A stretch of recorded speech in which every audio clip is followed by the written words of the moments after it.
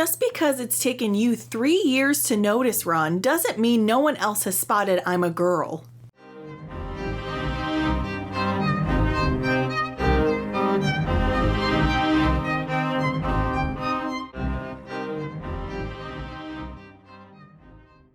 That's right. Ronald. I love that scene. Hey, Hermione, you're a girl. Yeah. Well spotted. Yep, so good. Well, greetings, listeners. Hello. This is the We Read Books podcast. Welcome to part 2 of our Goblet of Fire episodes. We're doing 3. This is 2 of 3. Yep. So please go back to part 1 if you haven't already listened to it. Because you're going to get a lot more pre-detail. Yeah. Because we're just going to dive right in. Yep. We're just going to get right into the plot points. And we're going to start in the middle. Yep. So, thank you for listening, though. We appreciate your presence. We are glad that you are here. And if you like a little chaos and you want to stay, even though you didn't listen to part 1, have at it. Have at it. Who are we? We're not your bosses. Nope, we won't stop you. But this train is gonna truck along. It's keeping on. And we're gonna start off with the chapter just Mad-Eye Moody. What a name. What a name. His real name is Alastair. See, and that's what the audiobook says, Alastair Moody. But I've always said Alistair. Alistair? Oh, it could be. Yeah, Alistair sounds better than Alastor. Yeah, but the audiobook, he does say Alastair Moody. And I was like, what? Yeah. Okay, I see it. But my brain just, Alistair is how I hear it as Alistair. So when he said it the first time, I was like, who? Excuse me? But we also had an owl that hung out in our backyard that we named Owlister. Mm-hmm. So. I see what you did there. Yeah. But either way. Most call him Mad-Eye. Yeah. It's easier. Yeah. Mad-Eye Moody, our Defense Against the Dark Arts professor. Mm-hmm. We're starting off the chapter just getting into our classes. I was going to say it's named for him, but it does not start with him. It does not start with him. We've recorded part 1 already, so we're getting a little we've been sitting here for a while. Goofy, yeah. Yeah. So who only knows what is going on in this part? Right. I had 2 cookies. You had a cookie? I had 2 Thin Mints. Okay, so fueled by 2 cookies, That's we're right. Jumping right back in. Right back in. Squirming around. Yep. And we're squirming right along to herbology. Yep. And then care of magical creatures. Yep. And Hagrid is introducing us to a new creature called the Blast-Ended Scroot. These things. They sound unpleasant. Super unpleasant. And they just get more unpleasant. As they grow. Yeah. And larger they get eventually really giant. Yeah. But, do they even have faces? I don't think so. My guess is no. Because they couldn't even find their mouths at first. How did they eat? I don't know. But at first, they are kind of like little grubs. Yeah. All around each other, and they're fleshy, and they notice that some of them have suckers and some of them have stings, and they just are repulsive. They're just like concoction of the weirdest things you can think of on a creature. And Hagrid's idea here is that this is a project, and they're going to raise these things from infancy to adulthood as a project for the class. Yeah. And Malfoy is kind of like, why? He's, got his attitude and being himself. Mm-hmm. And Hermione's like, just because it's not very pretty doesn't mean it's not useful. Right. Like, thanks, Hermione. Right. We all need to remember that. Yeah. And, she gets the best of him. Yep. Sometimes things are so ugly they're cute. I don't think that these things can boast that, but yeah, we don't know how useful or not useful they are just yet. So yeah, a chance. Give it a chance. So, yeah, we have this, we have the new creature. We got the Scroots. I feel like that's a really funny name. Yep.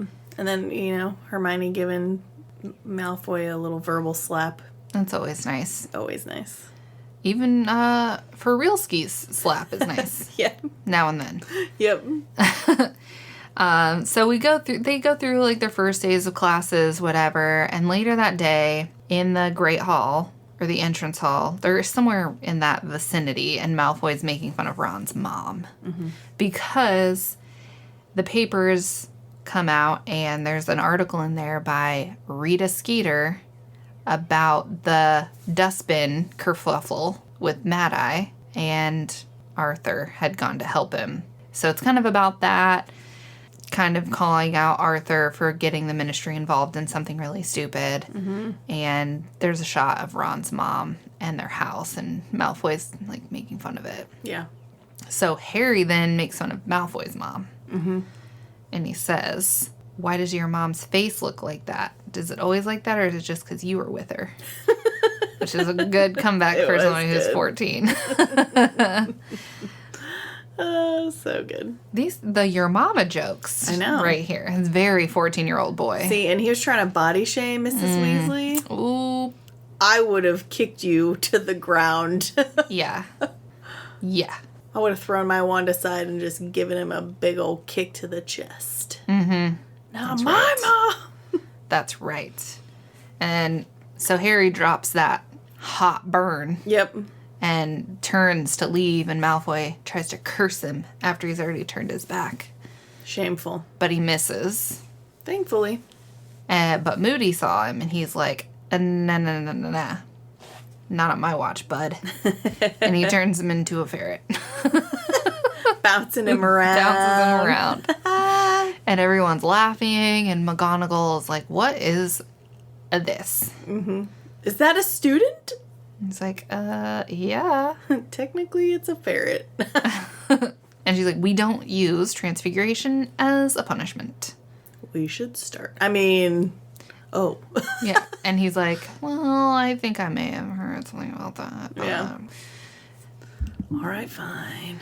Detention it is, then. So everyone's all like, okay, Moody's cool. Yeah. I'm down. Yep. And then at dinner, the twins are like, he knows, man. Which is really funny. Do they know what he knows? We don't know. That's up for debate, but right.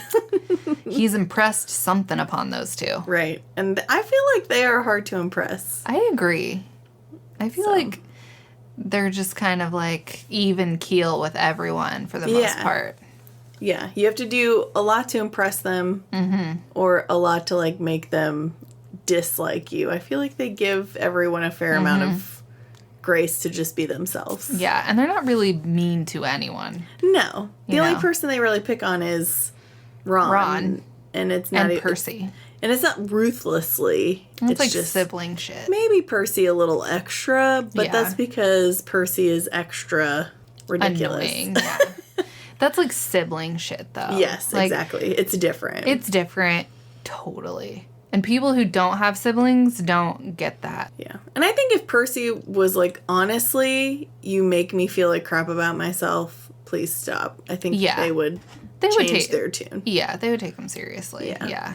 But, yeah, I think sometimes some people think that the way that the Weasley siblings interact is a little, like, weird, like their treatment of Ron and how they always like give him a hard time and whatever.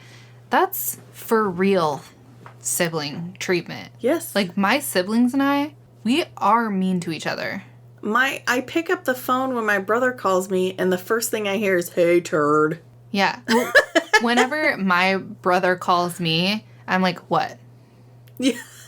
And neither one of us ever like say goodbye to each other either. I'm like, "All right." Just hang up on each other. I mean, my brother and I will say I love you and goodbye, but we like each other a lot more now. We've always loved each other, obviously, but there was like a stint in there where, we fought like we were brothers. Yeah. My siblings and I, like, full fights. Yes. You know, like, I have 2 sisters and 2 brothers, so that's a lot of siblings. Mm-hmm. Like, we had injuries, stitches, broken bones, broken windows. It's no joke. Ruh-roh. We be fighting. So, but as adults, we also now, we all get along very well. Right. And we're pretty close as siblings. But we can also take some shit. Mm-hmm. Like, all of us are pretty hard. And because if you weren't, you would mercilessly rip on each other. you had to, like, get a thick skin in our house. Like, no joke. Like, sis. I don't know if I would have survived. See, yeah.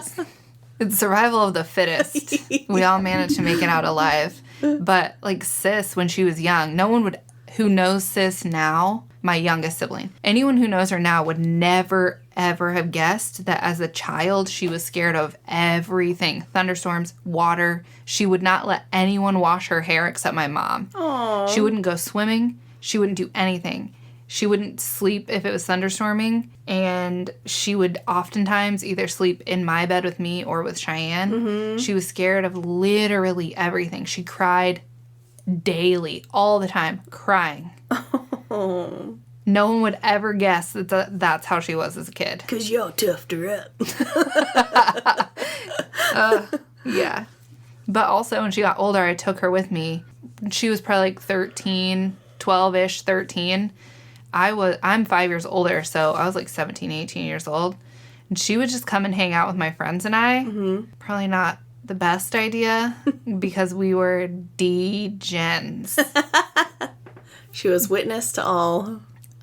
Yeah, so any bad decisions she made as a teen were probably my fault. But this is what happens when you have siblings. Right.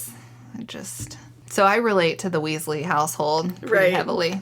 It is what it is, you know? Mm-hmm. No one's harming anyone. I mean, they didn't have any broken bones, and you know, so they were doing all right.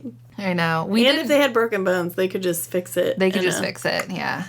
We didn't, like, break each other's bones, right? But we were just wild. Like, my parents had to work, so we were at home together by ourselves a lot. So had to keep things interesting. Shit happens. Like, we lived out in the country, too, so we weren't in town. You get a wild hair, you want to jump off the roof, you're going to jump off the roof. We had land. Like, we had four-wheelers, go-karts, extra vehicles. We would drive my parents' extra, like, cars around the field. We would ride four-wheelers all over the place. That's how so much shit got broken. Bones. Are you just blood, finding this out stitches. now? No, they definitely. They know. We did not hide it very well. Oh, good. Because there was always, like, debris. So there was evidence. And we had to go to the hospital many times. Yeah. Oops. So it was a wild childhood. Right. But it was fun, though. I mean, you know, we got stories to tell, and none of us died, so. If you're not emotionally scarred by it, you're good. I don't know about that. Might be some emotional scarring. You're like, but I'm tougher for it. Let's see. If sis ever had to go to therapy, God only knows what would be uncovered. But anyway. Now we're on to unforgivable curses. Yeah, we are. What a transition. Fitting. So, in this chapter, the first few days pass, and Harry is noticing Snape is more cautious around Moody. So we're kind of seeing the teachers interacting with each other, and yeah, Snape's a little tiptoeing around Mr. Moody. And they all are anticipating their first Defense Against the Dark Arts class, wondering what it's going to be like, especially with him being an ex-Auror and stuff, or former Auror and stuff. So the day finally comes. The Gryffindors, they get to Moody's class, and he's talking to them about constant vigilance and the 3 unforgivable curses. Mm-hmm. So Ron identifies the first, which is the Imperious Curse. Yep. This is where people get, I don't know, you kind of get put in a haze, and they can make you do whatever they want. You're just kind of a puppet. Yeah. And then Neville identifies the Cruciatus Curse, which is a curse that inflicts great pain. And then Hermione identifies the third, the Killing Curse, which is Avada Kedavra. Mm-hmm.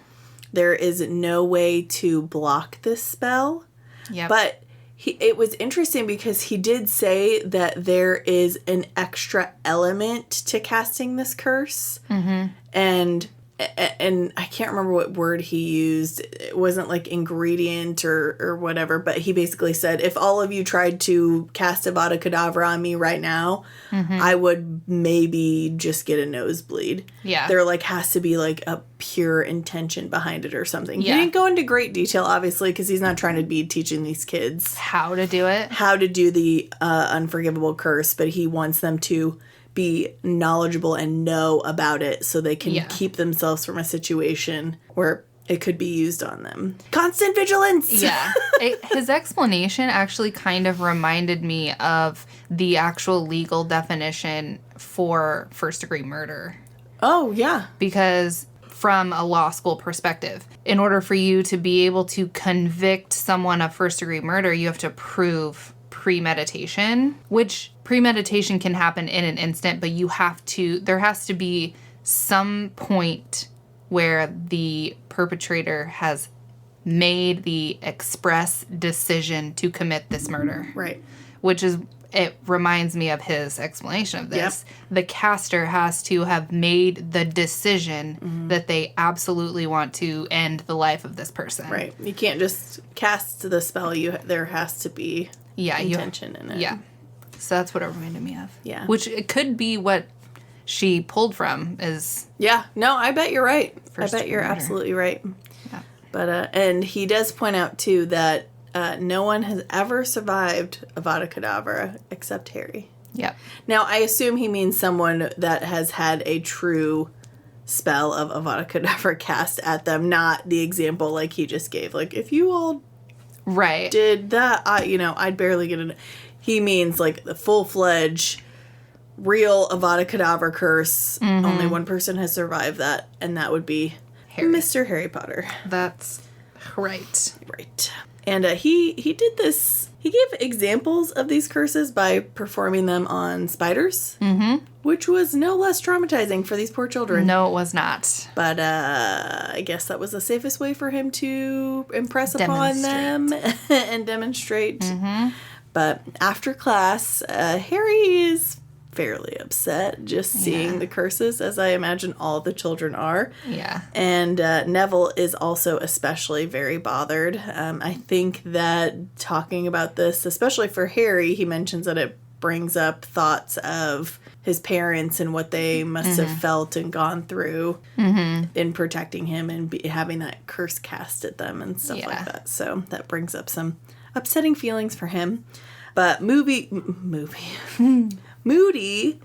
focuses in on Neville, and he actually asks Neville to come with him and have some tea. And he is kind of being kind to him and saying, Professor Sprout tells me how good you are at herbology. It's kind of being sweet to him. So, which I could see because, Neville's kind of by himself, and it's not like he's got friends to comfort him. Yeah. So, he must have just wanted to be very sweet to him. Yeah. We'll go with that. We'll come back to that. Yeah. But I do think, like, when they notice that Neville seems kind of like he's just kind of standing there and staring, and he seems very bothered, Hermione and Harry and Ron do stop, and, like, they're trying to, like, ask him, like, are you okay? Yeah. And so I do think that they do look out for Neville. I agree. And I think even though we don't get a ton of scenes where Neville's like tagging along with them when they do all of their things, I do think that they're friends with Neville. Oh yeah, he's definitely around. And he's definitely like, once we hit like the next book and the following books, Neville's much more in the group. Absolutely. Right? So absolutely. Whenever I hear anyone like criticize the trio for like not sticking up for Neville or being more like nice to Neville, I'm like, They are nice to Neville. That's movie trio. That's movie trio for sure. Because in the book, there's an instance in almost every single book where they stick up for Neville. There's a reason he's part of the quote-unquote silver trio. Yeah, exactly. With Ginny and Luna. Yeah. Because he is an integral part of the group. Yeah, and he becomes more and more integral as the books go on. And I am kind of curious, because it's very interesting, because if you compare the trio to, like, the Marauders, there was 4 of them, and Neville, you know, could essentially be the 4th, so I do think it's interesting she made the choice to kind of have him part of the group, but still kind of separate, and not have it be a 4-person tight-knit group like his dad had. I think it's interesting that she chose not to do that. I agree. But so that night, we get a scene of Ron and Harry making up their horoscopes for divination, you know, making more perilous and suffering scenarios after the next, you know. Just make it worse and worse as it goes. Because it seems like the more awful the situation that you think that you say you're going to be in, the better marks you get from Trelawney. So she loves that doom and gloom. She loves it. And I think that, like, when they turn them in, it does mention that she, like, really loves all of their predictions. Yeah. Which is hilarious. But they're eventually going to run out of perilous things for them to do. So. Yeah. Or happen to them, I should say. Right. But, and Hermione bursts in, and she's talking to the boys about this new organization she has created, SPEW, which she doesn't call it SPEW. What does it stand for? The Society for the Promotion of Elvish Welfare. Yes, thank you. So she doesn't refer to it as SPEW. She gets offended when Ron calls it SPEW. But it's SPEW. SPEW. Yep. And finally, long awaited, we get a reply from Sirius. Harry has had it in the back of his mind this whole time, like, is Sirius going to write me back? Is he in trouble? Is he caught? Yeah. Why haven't I heard from him? Yeah. So finally comes, and Sirius is suspicious of the signs of everything going on, and tells Harry to go to Dumbledore if his scar does hurt him again. And he also informs him that he's coming back to the area, which really worries Harry, because he's like, the closer he gets, the more likely it is he's going to get caught. Right. Yeah. So our next chapter is a Beauxbaton and Durmstrang. So the next morning, Harry is determined to get up early and send Sirius another letter. He's trying to essentially talk him out of coming back. He's like, everything's fine. Yeah. No need to come. I just imagined my scar hurting. It's okay. He's just trying to dissuade him from risking getting caught. So he writes it to him. Days go by without response, and they continue with their classes as per usual. Moody puts the Imperious Curse on each of them to train them how to throw it off. Yeah, which he doesn't really give them any instruction on how to throw it off. He just casts the spell and just kind of sees what happens and how they react to it. Right. And Harry, even from the first go, it's like he describes it as feeling like really light, and it's a really nice feeling. And when he hears Moody telling him to jump on the desk, he hears another little voice in his head that's like, but why? Why? Why do I need to jump on the desk? I don't think I'm going to do that. Yeah, and that's like his voice, and he's like, I don't think I will, thanks. Yeah. Yeah. And he's like fighting the spell, making him obey, and his like little inner monologue being like, I don't want to. And so he like kind of half does it and like hits the desk and hurts him. Yeah. And Moody's like, whoa! Super impressed that he was able to fight it off. I do think it was interesting how, like, mild it was. It wasn't like an argument like, no, I won't. It's just like, no, I don't think I want to do that. It's just very, like, casual. But maybe it's the more upsetting the instruction, the more harder the fight. Who knows? Yeah, could be. But Moody puts it on him like several more times until he can like completely throw it off and like not even be affected by it, which I think is really interesting. I'm wondering if it's just no one else out in the wizarding world practices throwing this off or doing like it's clearly like a mental strength to have this spell not affect you. Right. It's interesting that he's so good at this, But he's bad at occlumency. Yeah. I think the reason he is inept at doing that is because it's Snape who is teaching him. This is true. I think that had Dumbledore been the one to teach him, he would have mastered it. Right. But also there are reasons why he allows it to in certain situations. But right. And I think and Dumbledore does say that probably even if he had gotten good at occlumency, the connection with him and Voldemort is so intertwined that it may not have even really mattered. Right. So... But I just thought it was interesting that he's so good at this. Yeah, because and it came so easily to him. They make a point of saying in book 5, when Snape is like beginning the lessons, he's like, this is very similar to what you do when you throw off the Imperious Curse. I didn't remember that. Yeah. Interesting. I've probably read book 5 more than any other. Yeah. So. No, that's cool. But yeah. But yeah, very interesting. I know. Yeah, that whole section of that book is wild. But I do think it's a combination of the fact that it probably would not have worked at all because of the Voldemort connection anyway. It's not just someone external trying to penetrate his mind. Right. But also Snape. And I also think his curiosity wins out, too. Yeah. Where this is like a command of action that is like a peek inside or like being given information. So it's sort of like, but I want to see it. Yeah. Rather than, I don't want to do that thing. Yeah. So it's similar, but still very different. Right. He's easily good at this, which is good. Yeah. It means he's a strong mind. I was going to say, I think that he is pretty strong-willed. Yeah, he is.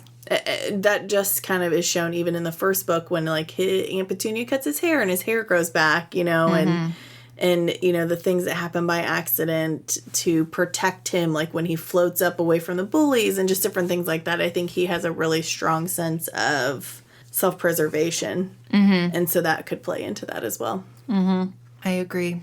So now we're in October, getting towards the end of it, and there's a notice that comes out that Beauxbaton and Durmstrang will be arriving on October 30th to kick off the tournament. He's got to have something interesting happen around Halloween. That's right. So October 30th arrives, and all of Hogwarts is out, like, right there on the grounds, waiting for their guests to arrive. And they have no idea how they're going to be arriving. So they're all like, they have no idea where to look.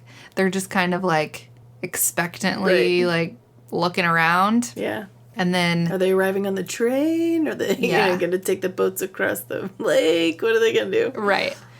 And this first entrance of both of the other schools kind of shows that they're kind of trying to show off a bit. Oh, yeah.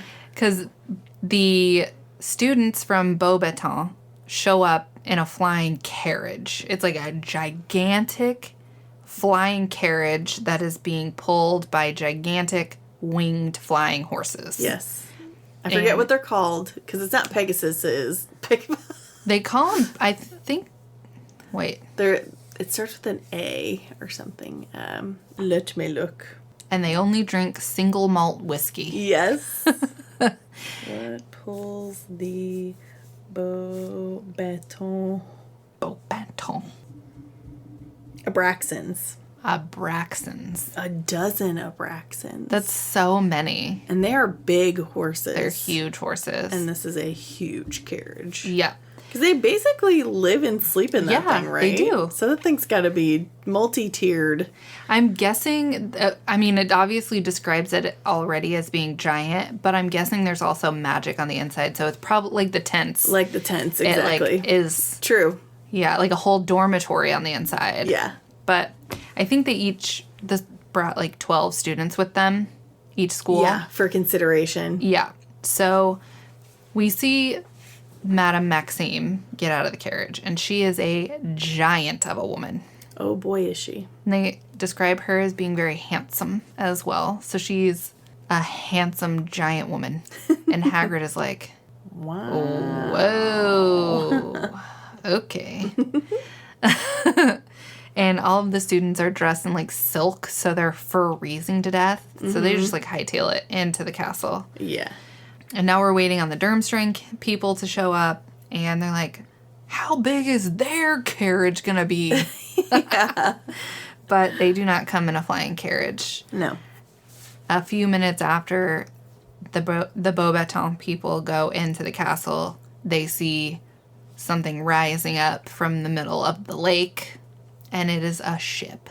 Whoa. It just pops right up in the middle of the lake. So... I bet that scared the squid. Probably. Or maybe the squid's like, you're lucky I'm letting you be here. Uh-huh. Uh-huh. I could take this out in an instant. Mm-hmm. So they're in the ship, and the headmaster is Igor Karkaroff. He arrives, and everyone notices that one of his students is none other than Victor Crumb. The Victor Crumb. The Victor Crumb. And Harry does notice that he's kind of like bow-legged, and it doesn't seem as coordinated when he's just walking around. I imagine him much lankier than like he was portrayed in film. Yeah, they picked someone like kind of hunkier for the film. He's a lot more like, he looks like a gym bro. Yes, I was gonna say he's got that like... Yeah, and it shows him like walking by Hermione and like working out or whatever, doing his like high knee shit. When he does it, I'm like, is that a workout? Like, what are we doing? Just like swinging or kicking his feet and just, you know, looking over at her. Yeah. With the trail of girls behind him. Yeah. Poor man. So, but the vision that I had of Victor Crumb based on the description in the book, I did not get the idea that he was like a hunk. A beefcake. Yeah, that's not what I... No.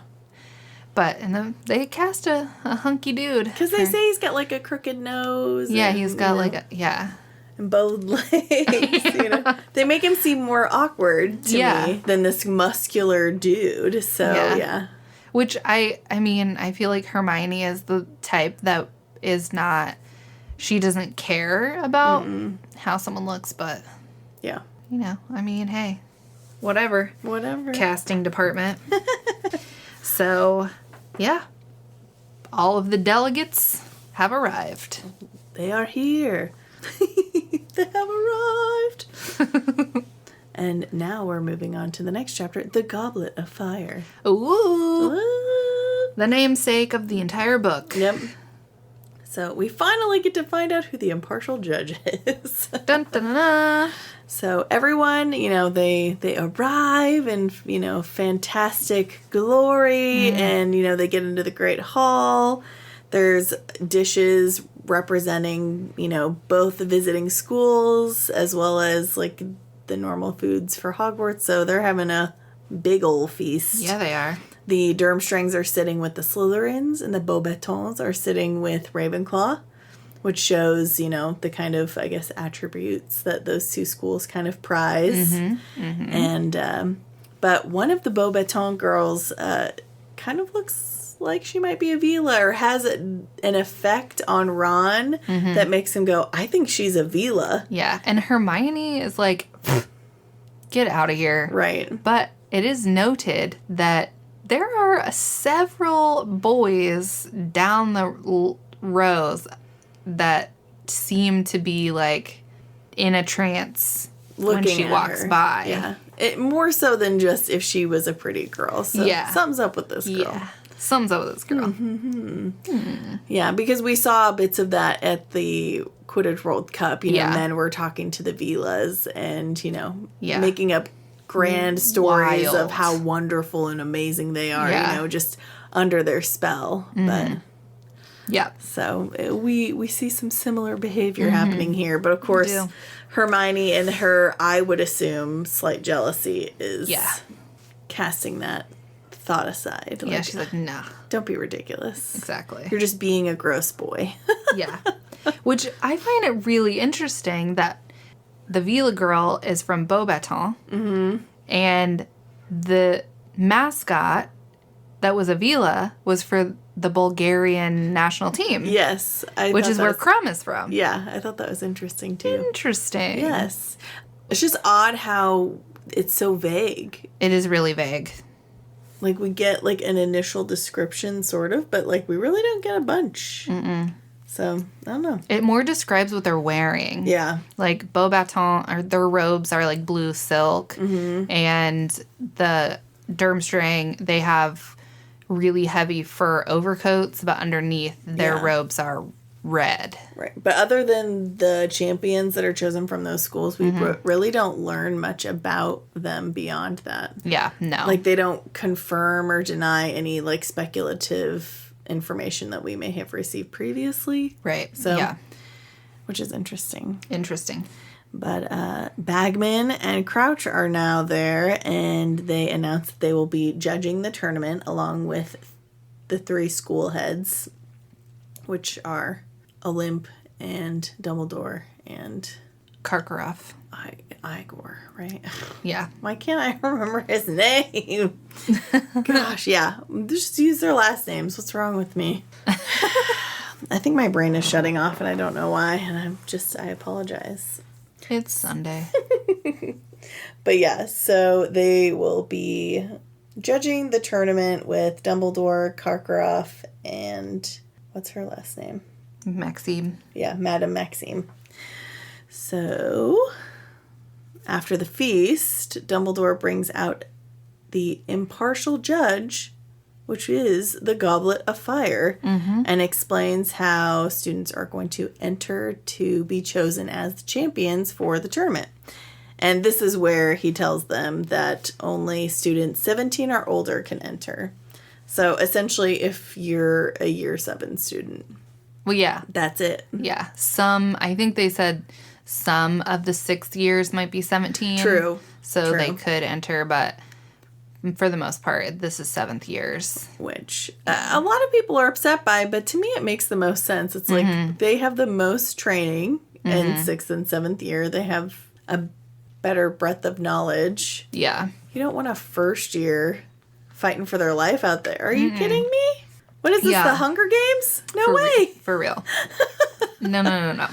But, of course, you know, like I said, some people are upset because they want their chance at glory.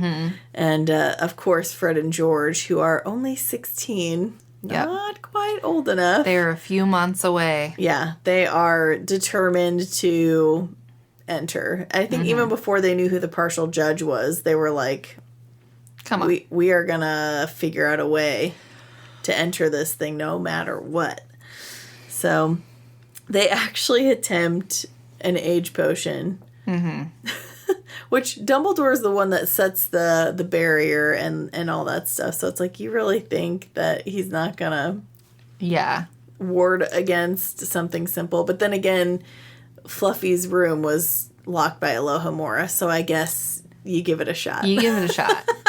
It's worth a try. But unfortunately, was it them and Lee Jordan? Because I know they said that they were going to split the winnings between the 3 of them, but Lee doesn't take the potion. No, I think he lets Fred and George do it first. Just to see what happens. Yeah. Good on ya, because you made the right choice, Lee. Yeah.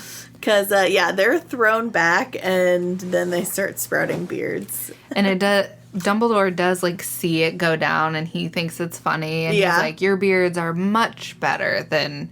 There were a couple of other students who had already tried. Right. And he's like, your beards are much better than yours. I loved that. Yeah, yours are much longer and fuller, you know? Like, I thought that was so funny. Yeah. But in true Fred and George fashion, they're like, this is funny. And they just laugh with everyone else. Yeah. Which... Yeah. You know, and everyone else is still kind of speculating, like, oh, well, how would you do it? Or what would you do, you know?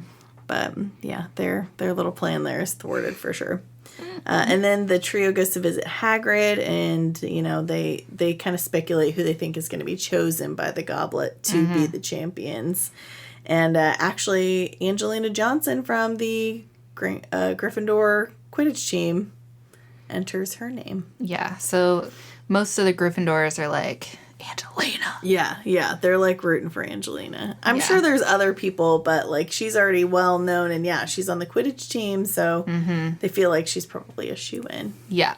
So they're like gunning for her to get it, and the Hufflepuffs are talking about Cedric, of course. So... We don't really hear who they might think could win from Ravenclaw or Slytherin. That's not really something that's highlighted. Yeah. You know, what is funny is as much as people, like, talk about how Hufflepuff is kind of, like, shunted off to the side, we interact with more Hufflepuffs throughout the series than we do Ravenclaws. Yeah. Because, like, even in, like, books 1 and 2, we get Ernie Macmillan, we get Hannah Abbott, we get Justin Finch Fletchley. Those are all Hufflepuffs. Right. And so we interact with them a lot in the first 3 books. Yeah. And then in this one, we get a lot of Cedric. Yeah. But we get, like, Cho Chang and Luna. Yeah. I'm trying to think what other Ravenclaws. The only other Ravenclaws that we really see is, like, the one that Ginny is dating for a while. But, I mean, we don't really interact with him directly. He's just always mentioned in relation to Ginny. Right. Right. Yeah, so. The Hufflepuffs are definitely around. I guess they just don't win things, or at least they act as if previously they don't win things. Yeah. But maybe, I mean, Ravenclaw doesn't ever win anything either. So maybe we're too focused on the rivalry between Slytherin and everyone else that we don't even care as long as Slytherin loses.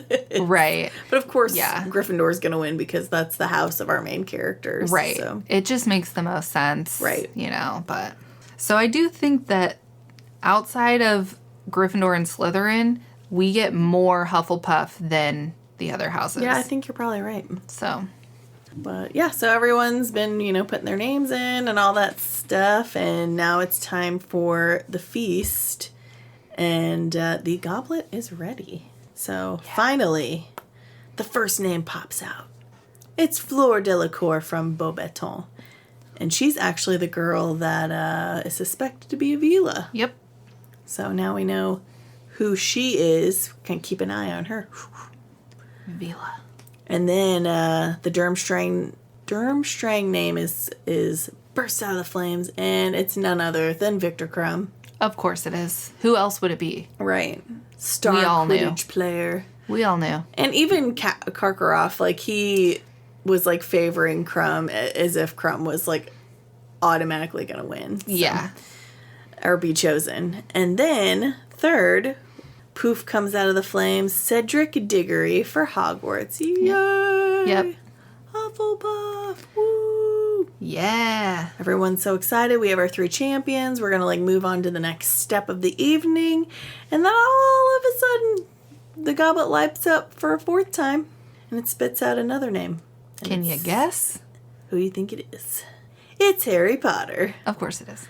Aw, snap. Whoop. Alrighty. So, moving on, we're now into the 4 champions. Mm-hmm.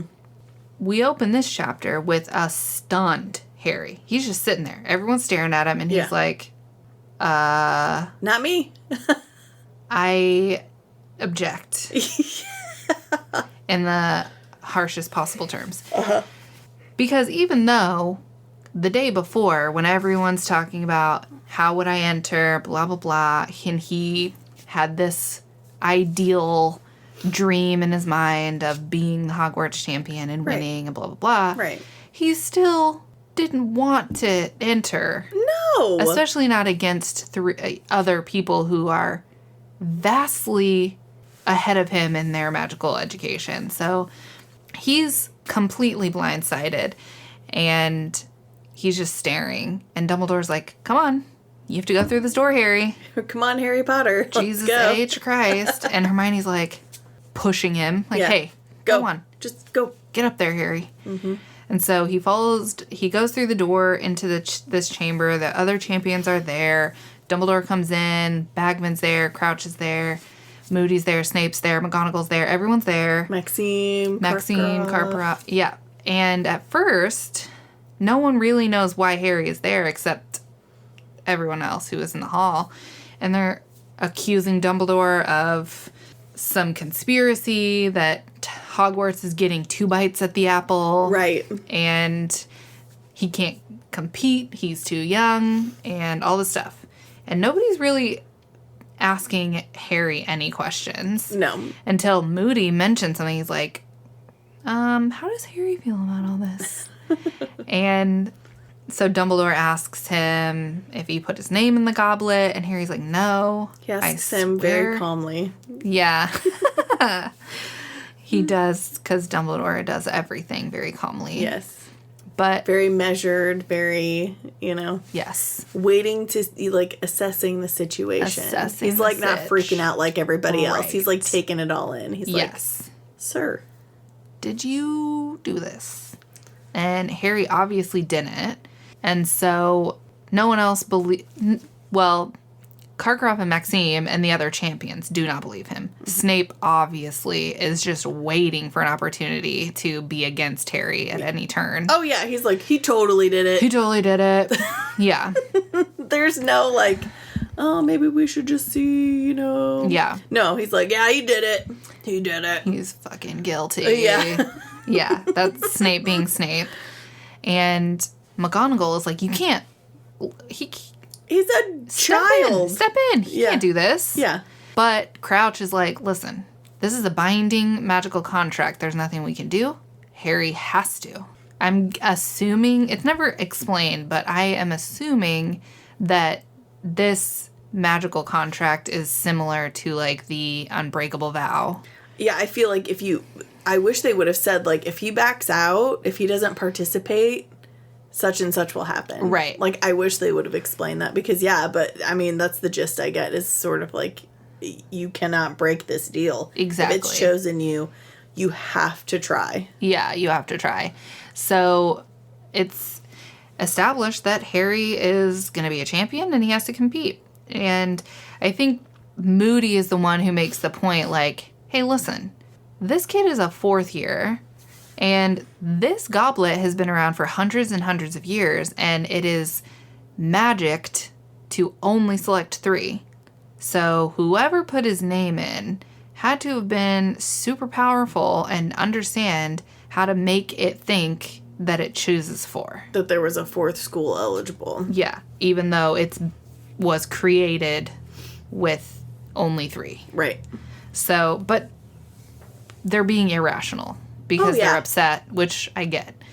And they're all like, well, we're all going to get more students. We're going to re-put our student's name in, and every school is going to have 2. And they're like, no, it's not going to light up again. This is a done deal. Yeah, this is finished. It chose its champions. There's no redos, undo, nothing. This is it. These 4 champions. This is what it has. That is who is going into these 3 tasks. Yep. So they end on that note, and Cedric and Harry are walking back to their dormitories, and Cedric doesn't believe Harry either. He's being nice about it, of course, but he doesn't believe that Harry didn't do it himself. Yeah. And Harry's like, damn, is anyone going to believe me but Ron and Hermione? Mm-hmm. And then he gets back to the dormitory, and psych, Ron is pissed. Yeah, Ron doesn't even believe him either. Yeah. And I do think that on some level, Ron probably knows that Harry didn't do it himself and that Harry wouldn't lie to him about it, but his envy has just, like, blinded him. Yeah, his envy has reached an absolute peak. Yeah, yeah. Because he's the youngest of all his brothers. He, gets the stinky, ruffly dress robes, and then Harry also being kind of adopted into his family. Harry's kind of famous and already kind of doted upon, and like they feel bad for him because his caregivers are so trash, and so he's just constantly feeling overlooked, and it's just another example of him being second best and not having, or just even being mad that there's a possibility that Harry snuck to do something that he didn't give Ron the opportunity to also do. Yeah. There's a lot of factors into it. Yeah. So him and Ron have a fight, a falling out, and they're no longer speaking. Yeah. There was a time in life when I would reread this book, I skipped the chapters that Harry and Ron weren't friends. Because it made me sad. I don't blame you. Because, like I said on the last book, like, I didn't like all the infighting and how they were treating Hermione and stuff. And in this one, now Ron's the odd one out, because he's mad at Harry. Yeah. But Yeah. and Harry's just being ostracized again, just like he was in the second year. You know, everyone assumes something about him that isn't true, and he's getting whispered about. And Yeah. He's attracting a lot of unpleasantness at this section of the book. Very much. So we move to the next chapter, Wing of the Wands. And yeah, to continue that thought, you know, the next morning, Harry is greeted by Hermione, and luckily she believes him. But as we said, Ron does not. She does say that she believes that it's Ron's jealousy, but it doesn't really matter because it doesn't change that they have this huge rift now. Yeah. And Harry's hurt that Ron doesn't believe him. And again, Ron is upset because some irrational part of his brain is saying that Harry is lying to him about what he did. And so they are not speaking.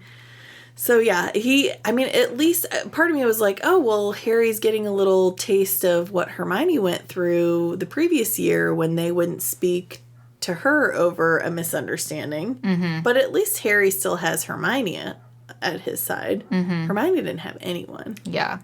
It is, it is kind of like a little bit of a turning of the tables. But I also think that in that scenario, Hermione, she was kind of on her own, but she wasn't attracting unpleasantness from everyone else either. Right. I was going to say, so he's getting a re-whammy of year 2, and also now his best friend is upset with him. So this is just like doubly bad. Yeah. But, you know, the year must continue, and so classes resume, and the whole school is just whispering and thinking that Harry entered himself, and, you know, everyone is supporting Cedric. I think even some of the Gryffindors maybe, but I would say most of the Gryffindors are happy to have a champion. Yeah. Even if they have mixed feelings about Harry being chosen. Yeah. So there's that, at least, but, you know, he's still getting a lot of negative feedback from everyone else, you know. And of course the Slytherins make support Cedric Diggory badges. Yeah. And when you press them, they say Potter stinks. Yeah, they go from support Cedric Diggory to Potter stinks. And at some point the Creevy brothers try and fix one to where, you know, it takes away like the bad message for Potter and like says something positive, but it gets stuck on something even worse. I think it's like Potter really stinks or something. Yeah. So they like make it worse, but they're trying. Yeah. They're trying. But of course Malfoy and Harry get into a fight over it, and they attempt to curse each other in the hallway, and Malfoy's curse hits Hermione and Harry's curse hits Goyle. Doesn't Goyle get like boils or something like that? And Hermione's teeth just start growing like crazy. They won't stop. It's just like continuing to go. And Snape, of course, is like right there. And he tells Goyle to go to the hospital wing, but he looks at Hermione. He's like, I don't see any difference. There's nothing wrong with her. Dude, are you absolutely flipping kidding me right now? You are how are you, why? Why are you here? I know why you're here, but stop being such a douche. These are one of the instances where whenever people talk about Snape and his redemption arc, I just want to point to this and be like, I want to point to every interaction that man has with Neville. And when he threatens to poison his pet. Yeah. And all that stuff. It's just like, no. Yeah. He's a grown man who should know better. Yeah. Malfoy should know better, and eventually, I think, has a little bit of... He probably should have had a better written... Like, he should have had an actual arc written into the story. Yeah, I agree. But I just don't think Snape earns it. I agree. I think Malfoy... Because you can tell towards, like, the end of book 6, Malfoy is realizing the gravity of what he's gotten himself into. Right. And through any of the times we see him in book 7... we know that he knows that this is not right. Right. Whereas, like, now, he's just parroting the things that have been shoved down his throat and poured into his head. You know, he's just behaving as he's been taught to do. Yeah. And he grows out of it because he sees the reality of this. Because at this point here and all of his life, he's never actually seen what the pureblood elitism really is capable of. He's just in this little bubble and it's all play pretend until he's just a rich hits. kid. Exactly. Yeah. Not excusing any of his behavior. Of course not. But there is explanation that is more understandable than Snape's. I think Malfoy's, even when he's actually inducted and he actually is on mission from Voldemort, I think even then he never does anything that's irredeemable. Like, he doesn't kill Dumbledore like he's ordered to. He doesn't actually, he does hurt people with those misguided attempts, but luckily none of those are lasting harm on those and he's people. wrestling with himself while he's doing it. Yeah. And he's fully redeemable. And I think the point of, like, the scene at the very end in the 19 years later is supposed to tell us he is a better person. Right. They're not best friends, but they're mutual respect. Yeah. But I do agree that I feel like what Snape got at the end should have been Malfoy's. Yeah. Like, of course, maybe we're supposed to understand that the reason Snape did what he did is because of he grew up with Lily and he loved her, but I also do not believe he loved her. I believe he was obsessed with her, and that's different. Mm-hmm. And I don't think that Snape was a good person. I don't think he deserved any of it at the end, because at his core, he was a bad person. Right. He did a good act, but that does not then, in fact, turn him into a good person. Yeah, it doesn't absolve him of who he was. Correct. Because the only reason he did that good act was to spite the person who took away his obsession. Yeah. That's it. Yeah. If Voldemort would have been like, all right, well, here's Lily, you can have her, I'm going to go ahead and kill James and Harry, Snape would have been totally fine and would have still been a Death Eater. I think so. Period. Yeah. I have absolutely no question in my mind about that. So, knowing that, why are people obsessed with Snape? Well, we've answered this. It's Alan Rickman. Yep. But I fully agree Malfoy deserved Snape's redemption. Yeah. Oh, yeah. Absolutely. Because he was redeemable. Right. He had a chance to change. And he was a child. Right. Yep. So. Anywho, Snape's a jerk, and Harry and Ron both yell at him because of this, being mean to Hermione, and they get detention. Of course. And Hermione runs off to the hospital. Yep. Probably just heartbroken and mortified. Yep. So after this whole kerfuffle, they go into potions class, and Snape announces that he's going to be poisoning someone today so that he can test an antidote, and he is heavily implying that person is going to be Harry. Yeah. So not only did he, emotionally injure Hermione, but moments before, he unashamedly is like, and I will be poisoning someone today, and we all know who I hate most, so let's go. This is the happiest day of my life. Yeah. And, but Harry is saved by a Creevy. He is. Mr. Collin comes in and says that Harry is needed for some champion stuff, so. Yep. Fame and fortune await. Yep. He must go do tournament stuff, and Snape is clearly displeased. I'm sure. Yeah. Sure after Harry left, it doesn't say it, but I'm sure he chose Neville instead. Yeah, probably. Yeah. Sweet poor Neville. And that kid never did nothing. Nothing to anyone. Right. Except for not be the chosen one. Yeah. But that's his only flaw, probably, in Snape's eyes. So Harry had to actually go to the weighing of the wands for the tournament. So Ollivander shows up, and he's there to make sure that all their wands are in good shape for everything that's about to commence. And Rita Skeeter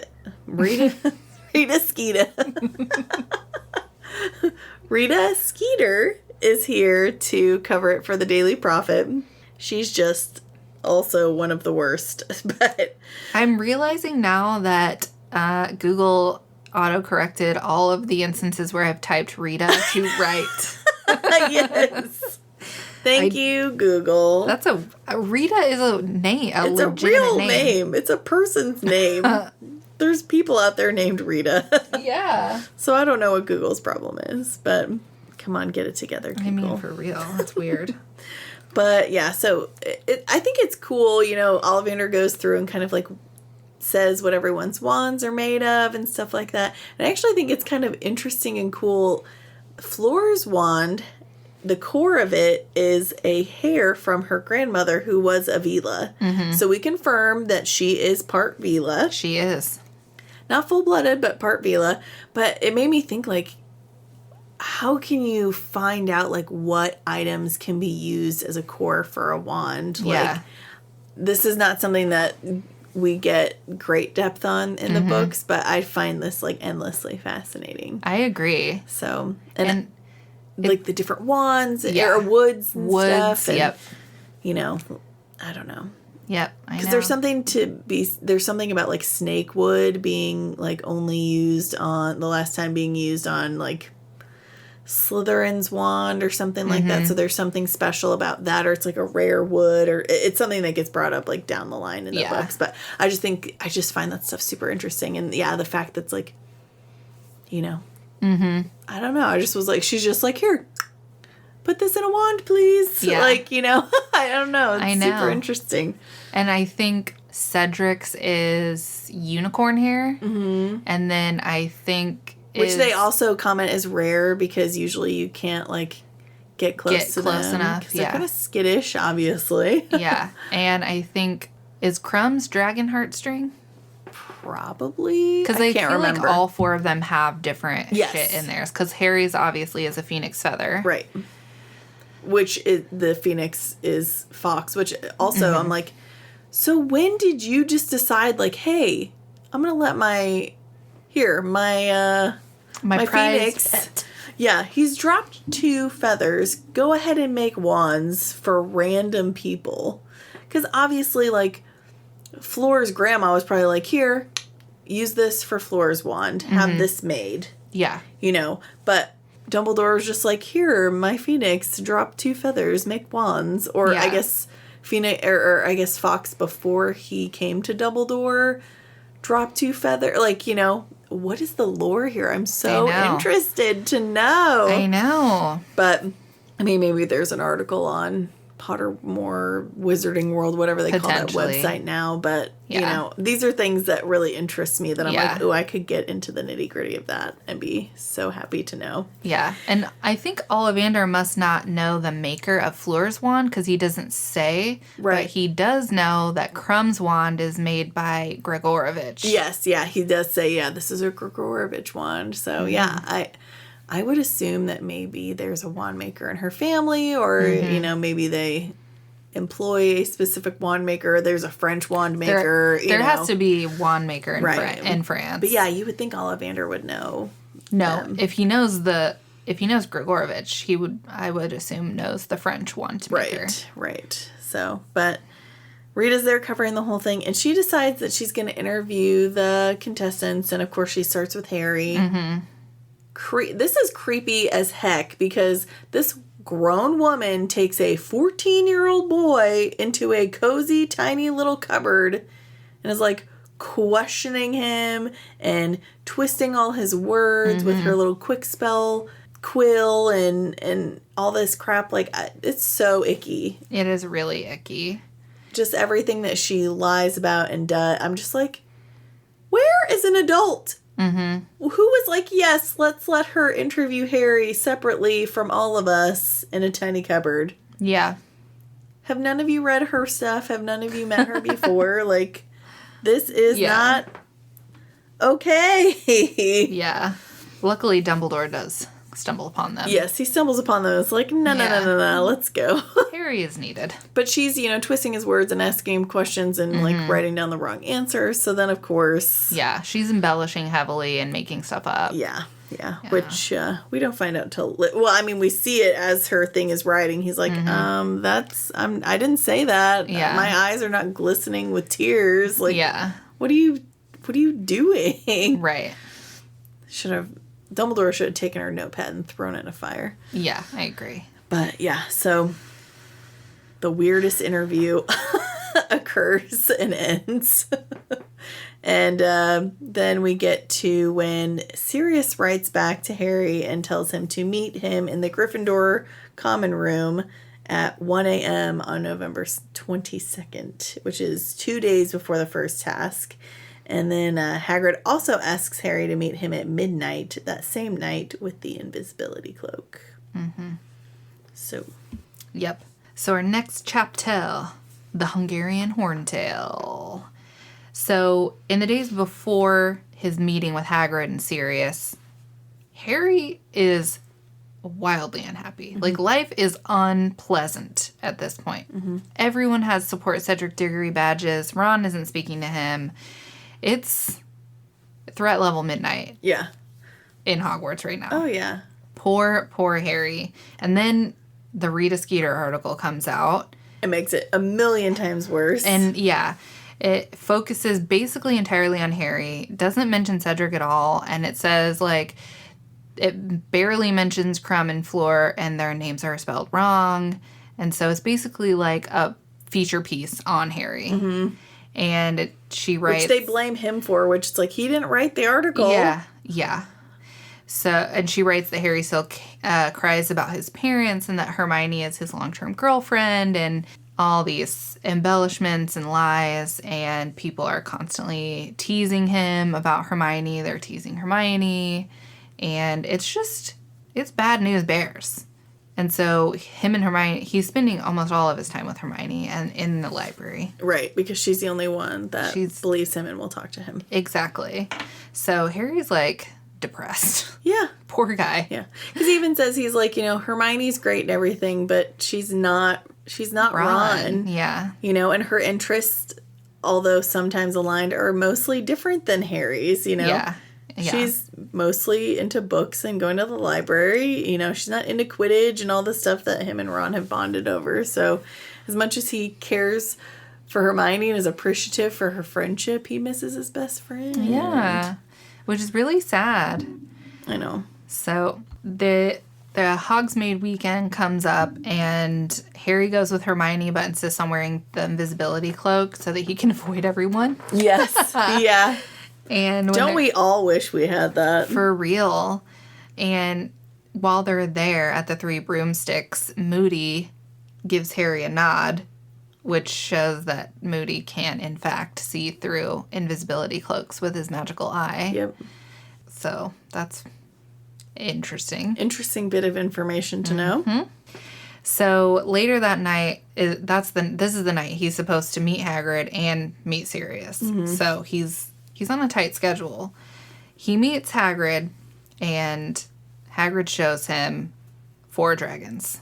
Charlie Weasley's there, and they're trying to wrangle these 4 dragons, one for each champion, that they're going to have to get past. There's one that's especially troublesome. And wouldn't you know, it's the Hungarian Horntail. Yeah. Weird. Oh, weird. Ironic. So, Harry's under the invisibility cloak. Yeah. But Madame Maxime does meet them there as well. Mm-hmm. So Hagrid is showing her. So he knows that Madame Maxime has seen them. Yep. And then as he's hightailing it back to meet Sirius, he runs into Karkaroff. Yep. And so now he knows that Karkaroff has seen the dragons, and so has Maxime. And so he's now deducing that the only champion that doesn't know is Cedric. Right.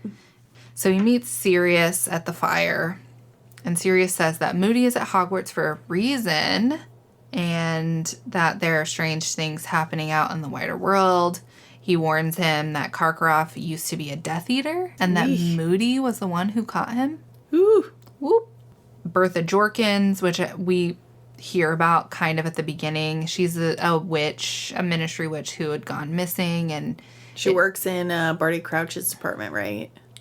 Ludo Bagman's. Ludo Bagman's, right. Yeah. Sorry. Bagman, like, waited for a pretty long time before he sent anyone to look for her. Mm-hmm. And she still hasn't been found. Oh, yeah, he's just like, oh, yeah, she probably just got lost or something. She'll show up eventually. What? Yeah, weird. So Sirius says that Bertha Jorkins disappeared in Albania, which we know is the last known place that Voldemort was. So just things are suspicious. Right. Doesn't he even say, like, I knew Bertha Jorkins and she might have been a little, like, of an airhead, but she wasn't completely stupid. Right. Right.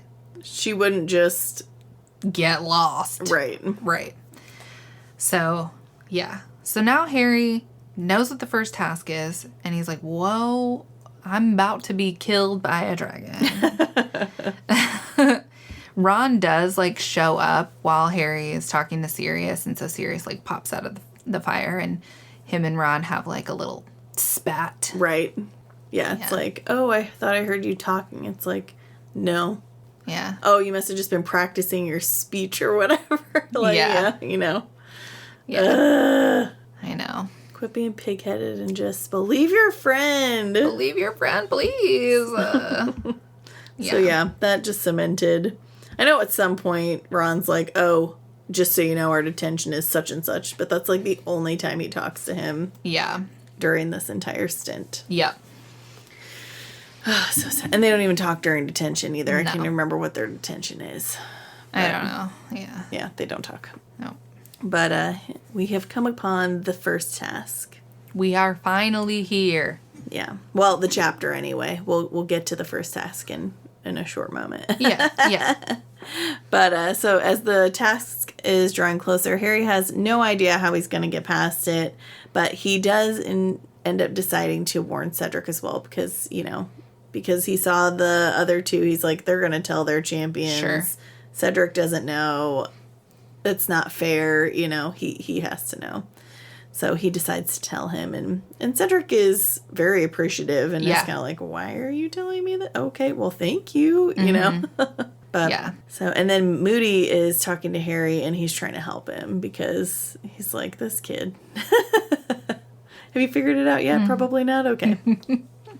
So he helps Harry kind of realize, he's not just like, hey, you should do this. He's like kind of like leading him to the answer. Like, what are your strengths? Okay, so you're a fair flyer and you're really good at Quidditch. So what do you use when you do that? Oh, your broom. How can you get your broom? Right. So basically he figures out that he needs to master the Accio or Accio charm.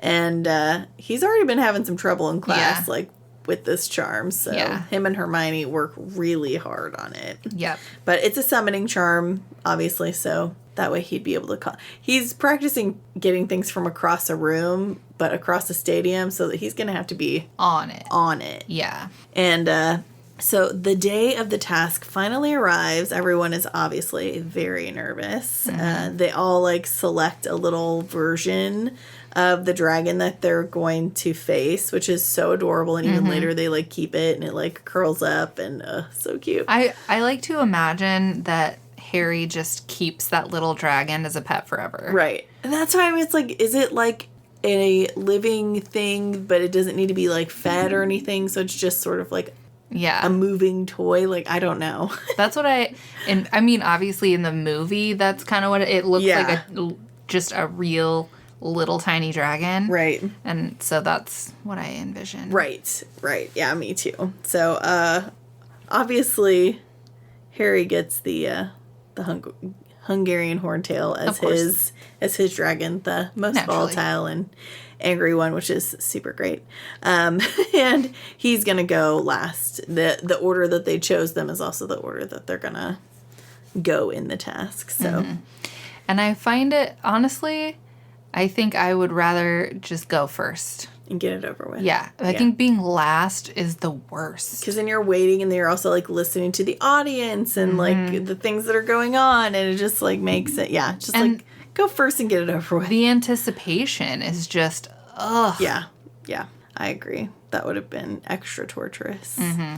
But and they find out here too that the task is to get past the dragons. Well, no, they don't learn that. They don't know that until they get out there. But we find that the task is to get past the dragon and get a golden egg out of their quote unquote nest. Because they haven't just gotten dragons, they've gotten nesting mothers. Which, whoa boy. Yeah. Messing with a mama's babies. Whoop, whoop. Okay. Out in the wild, that is, and I'm sure in real life, that is not something you want to do. No. But thankfully, Harry succeeds and feels relief. You know, he does his trick with the broom and it is successful. I can't remember what all the others do. I know Cedric turns a rock into a dog to distract the dragon, and it sort of works, but it splits its attention, but he still kind of gets injured. But he is successful.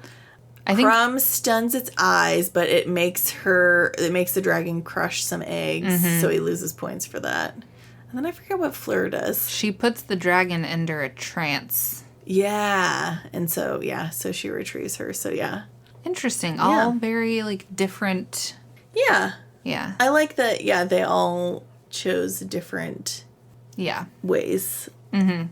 But yeah, so Harry is done, and then he goes back to the champion's tent, and Ron is there, and they finally make up. Thank the Lord. And I actually really love this moment because, I don't know, it's just simple and sweet, you know, because even they're talking, and Harry he's not like, yeah, well, aren't you going to say the words, say yourself, you know, he's just like, I don't even care if he says the words. Yeah. I'm just glad to have my friend back. And I just thought it was really just wholesome and sweet, you know. It is, because he starts the conversation kind of being defensive, finally got there, have you? Yeah. But then whenever Ron, he knows Ron's about to, apologize, and he realizes he doesn't need to hear it. Right, yeah. And it's very, very sweet. And I love it. It really displays an element of Harry's character. Yes, it does. So. Yeah.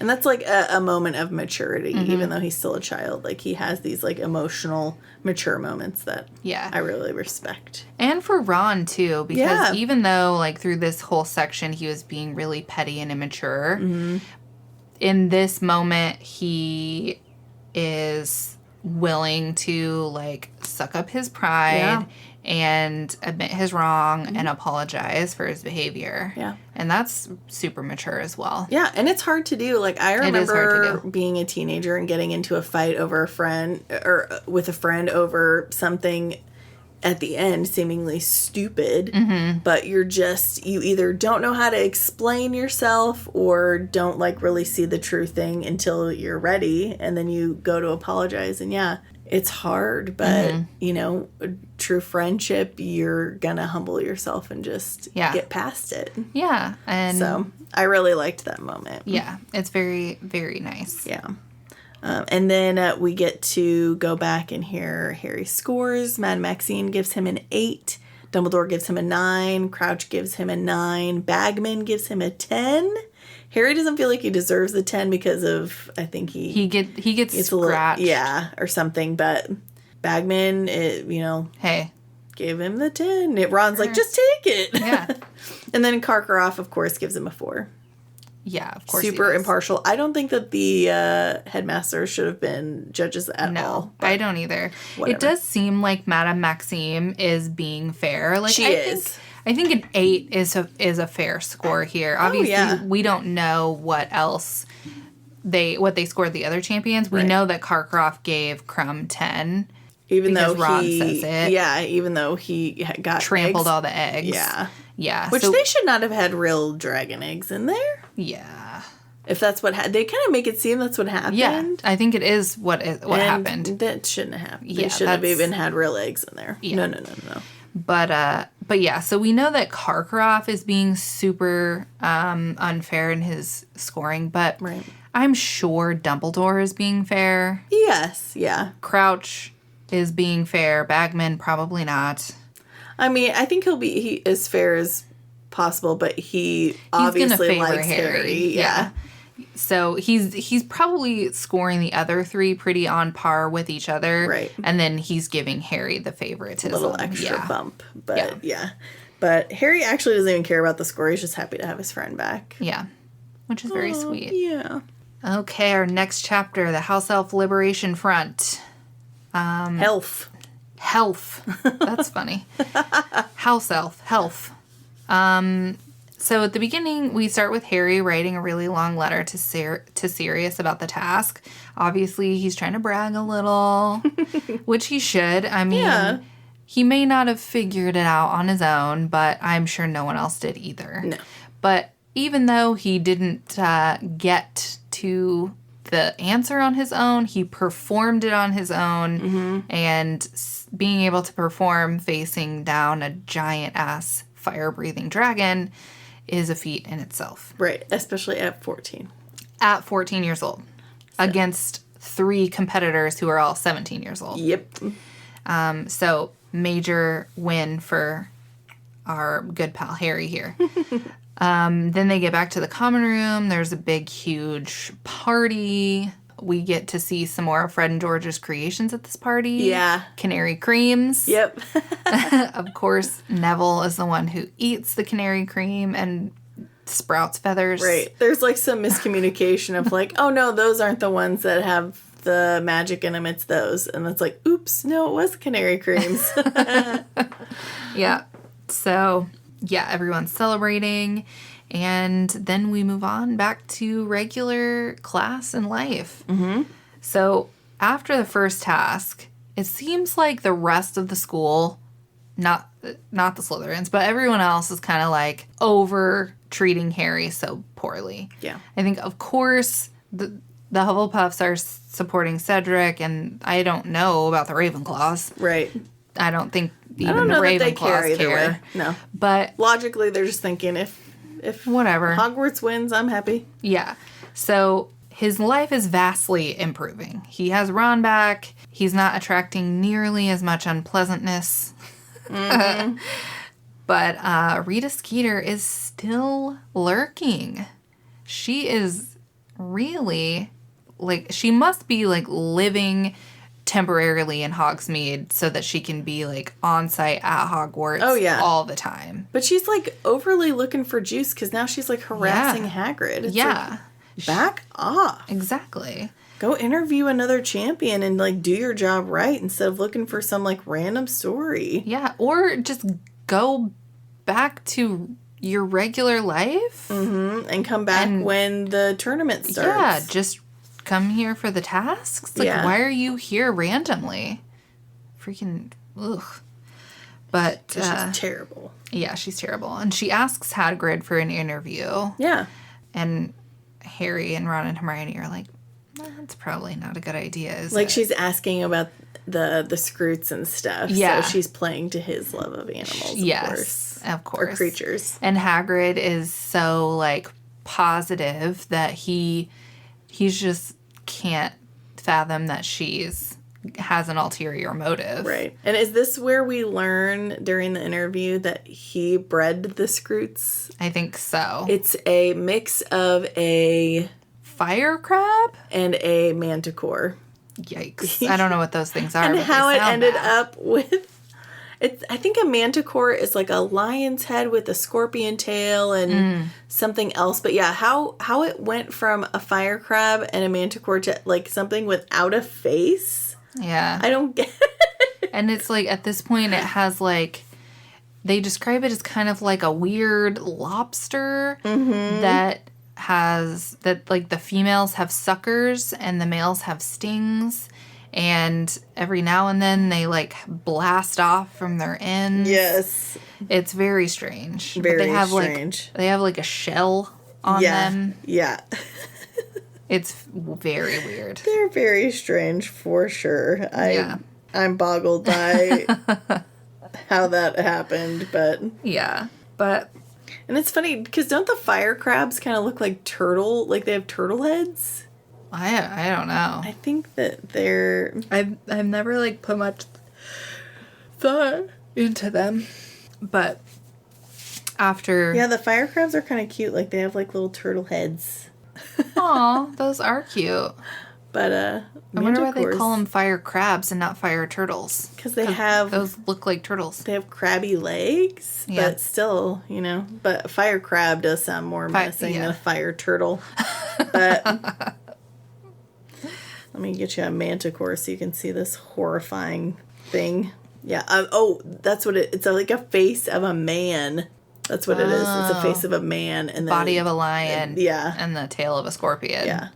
Okay. Yikes. That would give anyone the shudders. Yeah. So, on their way back from this Care of Magical Creatures class, Hermione is dragging them down to the kitchens because Fred had told her how to get into the kitchens. Yeah. And they see that Dobby is there. Dobby! Aww. They finally get to meet him. Yep, they finally get to meet Dobby, and Winky's also there. And Dobby tells them about, kind of what has happened to him since Harry helped free him in Book 2. And no families want an elf that was fired, but also Dobby wants to be paid. Right. And he wants, time off. Yeah. And families don't want to deal with that. So he had a really hard time. They don't realize what a steal they would have been getting because this boy right here was offered a ton of money for his work at Hogwarts. Mm-hmm. And he was like, no, that's too much. Yeah. I'll take 1/10 of that. Yeah. Yeah. You don't want to pay a worker to do a job? Mm-hmm. What the fluff is wrong with you? I know. For real. He said he looked for a year. He looked for a long time. And then he finally had the thought of coming to work at Hogwarts, so they met with Dumbledore, and Dumbledore offered him 10 galleons a week and weekends off. But Dobby was like, listen, that's way too much. And so he gets, is it 1 galleon a week? 1 galleon a week. Yeah. And 1 day off a month or 2 days off a month or something. I think that's right. But what prompted him to go to Hogwarts was after Winky was dismissed, then he's like, oh, well, where could two house elves work? So I thought it was sweet that then he was like, oh, now I don't need to just find me a job. I got to find us both a job. Yeah. And then he's like, oh, Hogwarts would hire 2 elves. Yeah. But poor Winky does not see it as good news like Dobby does. Though I still think we need to work on Dobby's self-worth because I agree. Boy, you are worth 10 galleons a week, okay? For sure. And you deserve weekend. They all deserve rotating schedule and payment, but yeah, I agree. I'm sure they offered it to the other elves and they were like, no thank you, that's offensive. Shut up. Yeah. Because how Winky views it, because Hermione does ask Winky, and how much is Dumbledore paying you? And she's like, I have not stooped so low as to being paid. Right. So, that's the level of indoctrination. That's the word I was looking for. I was like, that it's so crazy, how ingrained it is in them that it's just so repulsive. They're like, absolutely not. Yeah, which is so crazy. But, it's the systems. But Winky's in a bad, bad way. She misses Mr. Crouch deeply, and she's drinking a lot of butterbeer. Yeah, I was going to say, I don't know that Winky does anything to earn wages anyway, because all she does is drink and cry. Yeah, that's true. So, but she's got shelter and lodging, and maybe she does a little work in between her hiccups and her tears. Yeah. Who knows? But yeah, she is an absolute mess at this point. She's in a bad way. And she mentions that Bagman is a bad wizard. Yeah. He's a bad wizard. Suspicious. Mm-hmm. So. Thanks for the tip, Winky. We might need to get you some help. Yeah. Let's look at AA. Right. Do they have that? They need that for house elves. Or just anyone. I don't. Mm-hmm. The Wizarding World doesn't strike me as a place that has a AA or. No, it does not. But then again, we in America use substances very differently than I think, or view substances differently than other parts of the world. So I agree. That is a topic for not this. So correct. But so now we are on the unexpected task. So during Transfiguration class, McGonagall tells them about the Yule Ball that is coming up and that the champions have to open the ball by having dance partners and, like, doing a bit of dancing. Yep. And Harry is a little unsettled by this. He is. So now him and Ron embark on the task of asking girls to the ball. Harry wants to ask Cho Chang, actually, who he, throughout the book, is kind of like noticing. Yeah. More and more, but he is like losing his nerve anytime he thinks about talking to her.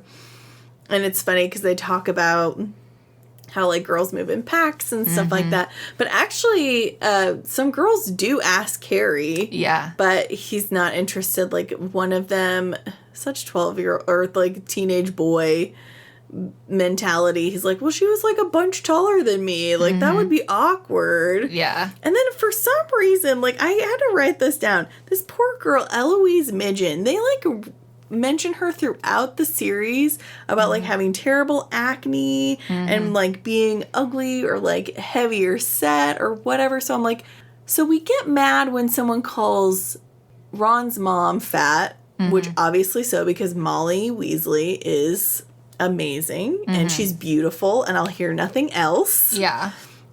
So that's why in episode 1, I even said, I was like, oh, well, you know, yes, they kind of fat shame Dudley, but maybe it's because it's an outer expression of his inner greed, you know, because, yeah, we're not for the body shaming of Molly Weasley. Right. At all. But then we go and do it to poor Eloise Midgen. I know.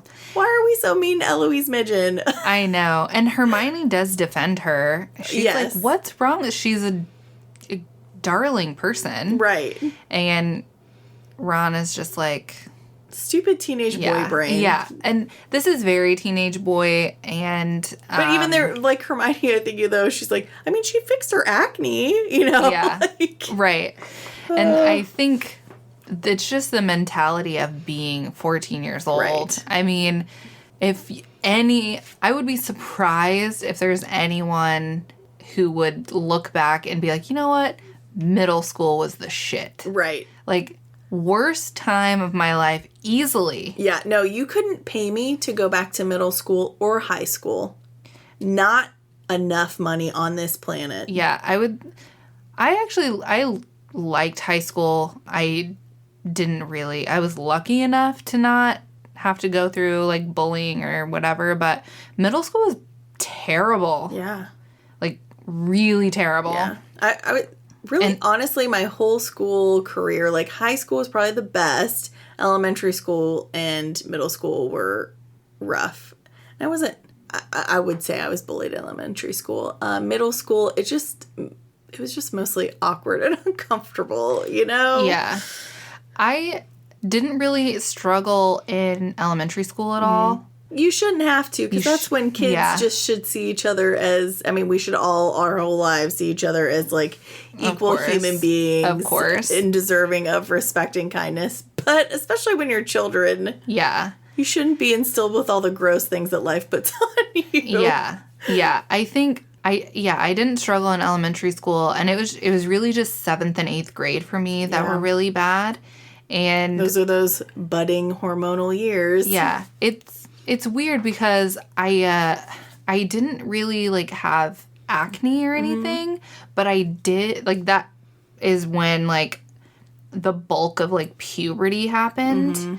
And so I, like, was really tall, and obviously that's the time whenever you, like, get boobs and all this other stuff, right? And I wasn't even, like, a very big person at all. Yeah. But it's just the nature of being in the 7th and 8th grade. It was just really, really terrible. And hormones on both sides of, you know, it's like, you will not convince me that there's anything worse than a 7th or 8th grade boy. Like, legitimately. Because I was never the other girls in my class. It was always the boys in our class. It was just gross. I actually went to a different school in high school. After going through, like, 7th and 8th grade at Sherwood, I switched and I went to high school at Adrian. See, for me, we had K through 5th grade is one school, 6th through 8th was another school, and then 9th through 12th was your high school or whatever. I had the pleasure of going to 3 different high schools. Yeah. Which was not fun. But yeah, I mean, I don't blame you. Out here it seems like it's like you kind of skip that middle school. You go from like elementary, which spans to like 6th or 7th grade, and then you go to like high school, which is like 7th or 8th grade to like 12th grade. Is that kind of how it works out in these parts? Not at the... Sherwood is K through 12, and so is Adrian. Oh, wow. So I didn't even cut it down from 3 to 1. Yeah. So any school I went to, K through 12. Oh, wow. So... Okay, so so it was just so intolerable that you just switched schools. Yeah, which luckily enough, having divorced parents... all I had to do was live with my dad. Right. And I went to Adrian, which my older brother went to Adrian, my cousin Kendra, who we graduated together. Mm-hmm. So I knew people at Adrian, and I just made the decision to switch. And it was super seamless, super easy. One of the best decisions ever. Yeah. I had a great time in high school. Good. And it was fine. Yeah. It was literally like a handful of people, maybe not even like 2 or 3 people. Yeah. That were just like insufferable. Yeah. And unfortunately, some people don't have the benefit of being able to switch schools. Yeah. Which sucks. Yeah. Because that's kind of what happened for me. Like a freshman and junior year were at one high school, and it just like, I don't know, it just got weird, and I didn't want to be there. Most of my friends were at Francis Hall North anyway, and my dad was in that district, and the line was literally like my mom's house was on this side, my dad's house was on this side. Mm-hmm. So we just said that I was living at my dad's address, and I got to go to Francis Hall North for a year, and that was probably my favorite high school year. And then my mom got married in my senior year, so we moved to O'Fallon. So not only did I go to a different high school, but I had to go to a different high school district. So I knew no one. And they had different requirements for graduation. So I actually went into that district with enough credits to graduate, but I had to attend the school for a year to be able to do so. And there were classes that they required that I guess the other district didn't, so I had to take several classes with freshmen.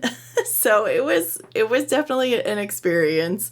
But the nice thing that came out of it was that my second semester, I got to only go half day since I had enough credits anyway. Mm-hmm. So then I got to work, and so that all worked out. But yeah, bottom line, school and being a kid and dealing with hormones and like other people dealing with their hormones is a rough time. Yeah. And we all, I guarantee, were not treated perfectly, and we definitely probably didn't always treat others perfectly. And yeah, not a time I would ever want to go back to. Yeah, I agree.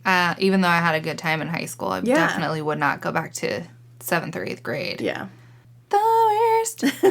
So, I mean, 14, I think most of my class in 8th grade, I think most of them were 14. Yeah. I was the youngest in my class. Mm-hmm. So I wasn't 14 until freshman year. Yeah. So. Yeah, I think same for me too. Yeah. So I'm a July baby, so I graduated at 17. Right. So. And you're a smarty McSmart pants, so. Well, you didn't struggle being the younger one. You were just like, I got this. I got this. Yep. So. But yeah, the boys are asking, well, attempting to ask girls to the ball. Or turning them down or whatever. You know, Harry's not the tallest boy, so he's just like, this girl would be taller than me, it'd be weird. Yeah. But he wants to ask Cho, but he finally does, but when he finally gets up the nerve, she's already said yes to somebody else. Mm-hmm. She's apologetic, you know, because I think she kind of had a little bit of an eye for Harry too. But, I think so. She actually got asked by Cedric to agree, so. Yep. And Cho is a year older than Harry. Yes. So then that means that Cedric is, I think, 2 years older than her. Yep. So. She must be hella cool. Yeah. Yeah. But I mean, he says no to Cedric. He's like sweet and he's hot. So. Yeah. You know, right. But of course, and Harry logically knows that Cedric is awesome, but like this makes him a little sour towards Cedric a little bit. Ugh, Cedric. He stole my crush. You know, even it's not even if Cedric knew, but teenage boy brain. Yeah, no one knows that Harry has a crush on Cho. No, I don't even think Ron and Hermione know. No. But Ron weirdly gets affected by the villainess of Fleur, and like he just like blurts out and asks her to the ball. But then he, like, hightails it before she has a chance to answer. But he is just mortified. Yeah. Understandably so. Understandable. But it gets to a point where it gets a little desperate, you know. It's funny. Is it Fred or George that goes with Angelina? I think it's Fred. And it's funny because he's just like, hey, because, you know, they're talking about dates and stuff. And they're like, well, who are you going with? He's like, Angelina. They were like, have you even asked her? He was like, oh, I guess I better do that. So part of me is like, were they dating? Or did they just kind of have a understanding? I don't know. But yeah, he's just like, hey, you want to go to the ball with me? And she's like, yeah, cool. Problem solved. Problem's done. Who did George go with? Do we find out? I don't think so. Which is a bummer. I'm sure he goes with someone. I'm sure he does. Like maybe Katie Bell or, or one Alicia of the other. Yeah. Spinnet, one of the other chasers. Yeah. So, but both lacking dates, Ron comes up with a plan. He's like, hey, Ginny, you can go with Harry, and Hermione can go with me. Mm-hmm. And Ginny's like, well, I already have a date, actually. He's like, what? She's like, yeah, I'm going with Neville. Which I'm sure on the inside she is like, because she has loved Harry. Yeah. Yeah. You know, she's pined for Harry, and this was her opportunity. And she's like, I said yes to Neville. Not that she regrets saying yes to Neville, but I'm sure a little part of her was like, dang it. Yep. What?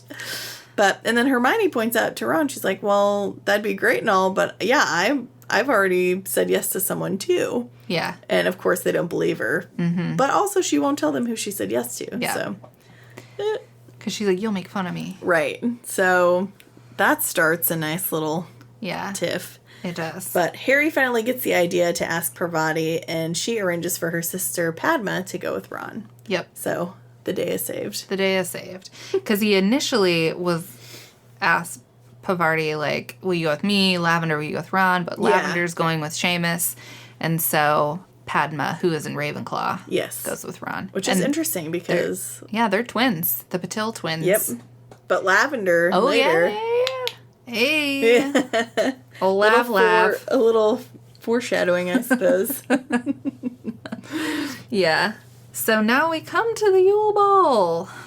So Christmas dawns bright and snowy. Oh, yes. They get presents. Dobby.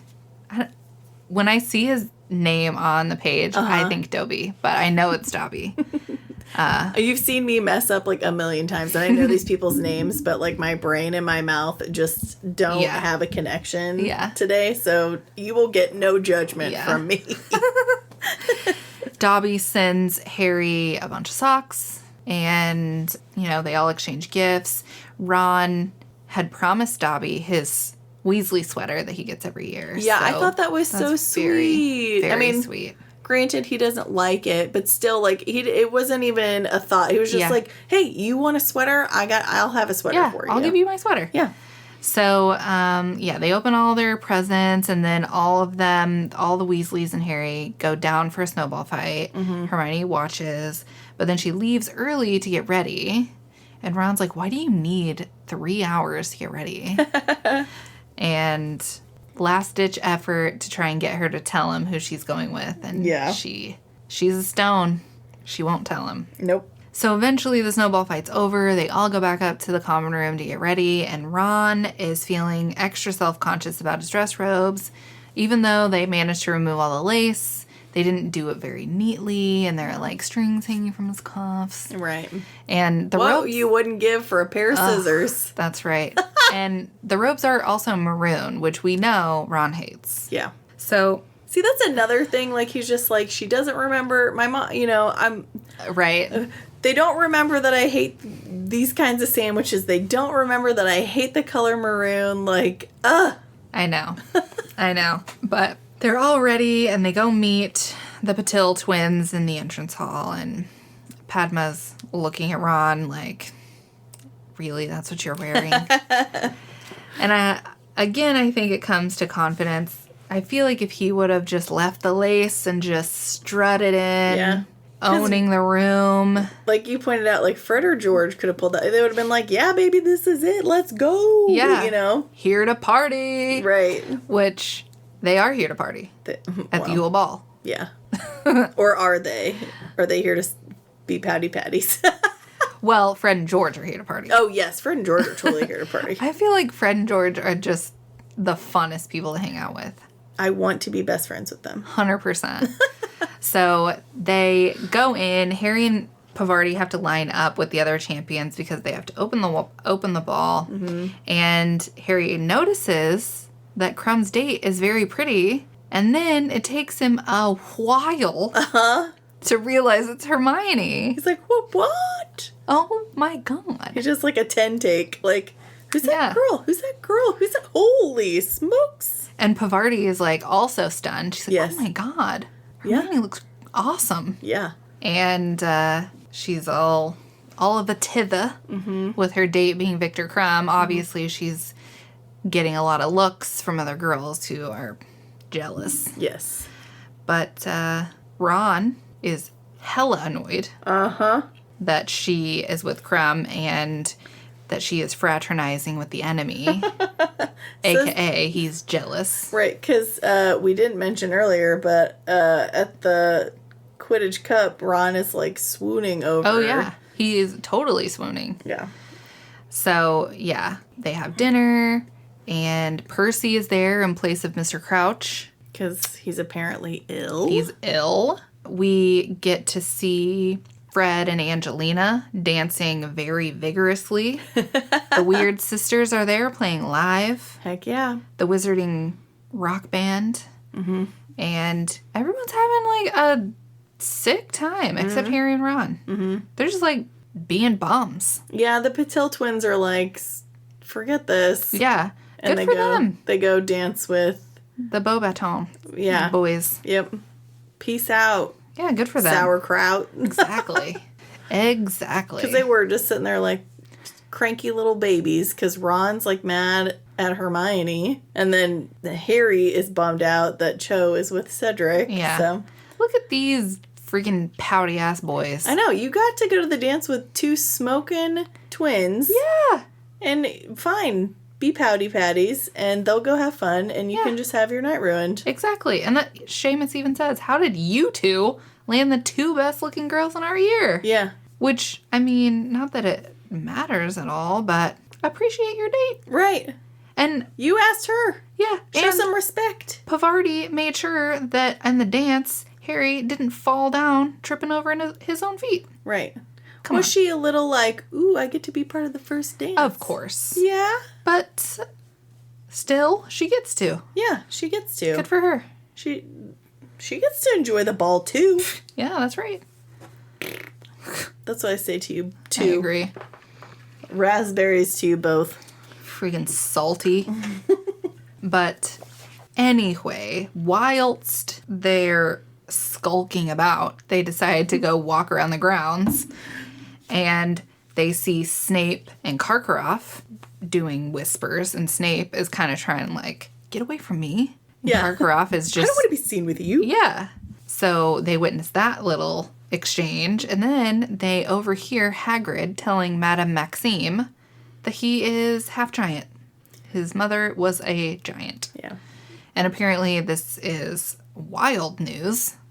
Yeah, this is something that, obviously we've known for years, so the awe of the revelation was kind of lost on me. Mm-hmm. But I feel like even the first time reading it, it's just like, well...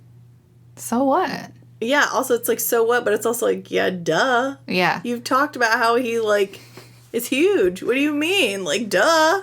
I think that what's funny is that's how I thought too whenever I very first read this, which is exactly what Harry thinks. Yeah. When he hears it, he's like, well, Yeah. that explains it. Yeah, he's like, That makes sense. Right. What's your point, though? But Ron is kind of like, you don't get it. Yeah. Giants are ferocious. Notoriously not Notorious. good. Yeah. Not kind. So, yeah, this is another... Because Hermione also kind of knows about giants. And when they tell her, and she's like, well, I thought he must be. He couldn't be full giant because full giants are like 20 feet tall. Right. So she like knows about giants, but being a muggle born, she doesn't fully appreciate how wizards view giants. Right. The prejudice. Prejudice. Yeah. So this is where Ron's lived experience comes in to kind of inform the conversation, which we, again, miss in the movies. We don't get this. Right. They treat it like kind of common knowledge. Like, yeah, he's a half giant. Yeah. Duh. Right. Instead of like, Ron is really surprised by it when, obviously, this comes out in a Rita Skeeter article later. Right. But when that comes out, Malfoy is really surprised by it. He's like, I thought he got into like an engorging potion an engorgement or something. charm. Yeah. So people are surprised. Yeah. But Harry and Hermione are both like, makes sense to me. Right. What's the problem? Yeah. But it just shows like more, just the crazy ideals that the wizarding world has. Right. Because like we saw with Against Werewolves and stuff like that. But I mean, we kind of have those like boxes that people are put into, like throughout. Just like mostly Slytherins are bad. Not all of them are bad, but yeah, they act like, if you're Slytherin, you're bad. Just, and then there's more extreme ones as you go, like against the giants and the werewolves and the, and how house elves are treated, and blah blah blah, and goblins, and all that stuff. So it's kind of wild. Yeah, it's wild. So they overhear Hagrid telling this to Madame Maxime, and Harry is trying to like distract himself so he doesn't hear. I think he doesn't want to hear Hagrid and Madame Maxime like whispering sweet nothings to each other. Right. So he's like feeling secondhand embarrassment. Yes. So he's trying to do that. Yeah. I don't hear you. Right. So he's like focusing on this very vibrant beetle that's on the walkway by them. Right. Just trying to think of anything else. Because he's not trying to drop any eaves. It's just he's in the right place at the wrong time. Exactly. So after this exchange, Harry and Ron are heading back to the common room. Neither one of them had a great night. No. Which is their fault. Yeah. And Ron ruined Hermione's night as well. Yeah. Let my girl live. I know. And she yells at him. She's like, next time, pluck up the courage to ask me out before someone else does and not as a last resort. And he's like, what are you talking about, ma'am? He totally missed the point. Right. And Harry's like, in his head, he's like, I think Ron missed the point. Yeah. Yep. I love Harry's random observances. I know. Yep. But he's like, I'm not going to tell him. Not going to tell him. This is not the right time. Yeah. So on their way back to the common room, Cedric does pull Harry aside and tell him, he asks him, when you open your egg, does it screech loudly? And Harry's like, yeah. And Cedric basically is like, go take a bath. And you can even use the prefix bathroom and mull it over in the hot water. Yeah. And Harry's like, okay. And he's blinded by his jealousy, so he's like, thanks for the tip, but I'm not gonna do that. Yeah. And you stole my girl. Yeah. He doesn't say that to him, but he doesn't. He's never like rude to Cedric, but which straight up, let's be honest, Harry was like, hey, there's dragons. He wasn't like, fair, hey, be careful there because the first task is like a big dangerous thing, Yeah, that is true. And Harry does have that thought when he's trying to like rationalize it to himself. He's like, nah, I don't need to take his advice. I told him exactly what was coming. He gave me some weird, nebulous hint. Yeah. I'm like, what the? I even thought that. I was like, come on, bro. Yeah. Yeah. Stop it. I agree. Just tell him. I thought that was so annoying. But hey. We get a funny moment out of it. So. Right. You need to figure out how to breathe underwater for an hour. Right. But instead, he didn't. But the thing is, he doesn't even say, open it in the water. Yes, I was going to say, he doesn't even have to tell him what happens once you hit the water. But he should at least say, dunk the egg in the water and open it. Yeah. And then you'll get the clue. Yeah. He's just like, go mull it over in the water. Yeah. I know. But I also think it's kind of dumb of Harry to be like, so I sit in the bath and then open it? No, you ding dong. Why would you being in the bath make a difference? It is really silly. I mean, it makes sense that you open the egg underwater because it's mer people and they're singing. But you don't know that. You don't know that. Again, why would he tell you to get in the bath with the egg if the egg was not meant to also go in the water? You melted ice cream cone. What are you doing? It's so funny. Harry is like, sometimes Harry is like, you could see like the really smart, clever aspect, and then he's just such a dumb. Yeah, I know. Oh boy, Harry. But we'll get to that in a minute. Yeah. Our next chapter is Rita Skeeter's Scoop. I guess speaking of ice cream, Scoop. I'm an idiot. Okay. So after that day, Hagrid is absent from the next Care of Magical Creatures class, and the crew kind of don't understand why he's missing. But then, of course, the Slytherins show them this Rita Skeeter article about Hagrid having a giant fur mother. So the secret's out. Rita somehow was on the grounds and, heard. Because there's no way he would have told her that. Right. I know he messes up sometimes, but he wouldn't have done that. Yeah, because he's never even told Harry, Ron, and Hermione. Exactly. I would assume that the only person who knows at that point is Dumbledore. Right. Yeah. So they're, of course, all furious, and, because they've already seen her schemes. Mm-hmm. So they're double furious because of what she's done to Hagrid. And they eventually go and try and talk to him at his hut, because they have another teacher, her name's Grubbly Plank or something like that, which they get to have a class with, I think, unicorns, right? So that's pretty sick. But we still love Hagrid, so we gotta make sure he knows that. That's right. So they go to try and talk to him and bang on the door, but he won't answer. And I think that's their first attempt, because eventually... Mm-hmm. But after this first attempt, though, they give up for now. Mm-hmm. And then they go to Hogsmeade a little while later, and they run into Rita Skeeter, and obviously they tell her that they're mad at what she wrote about Hagrid.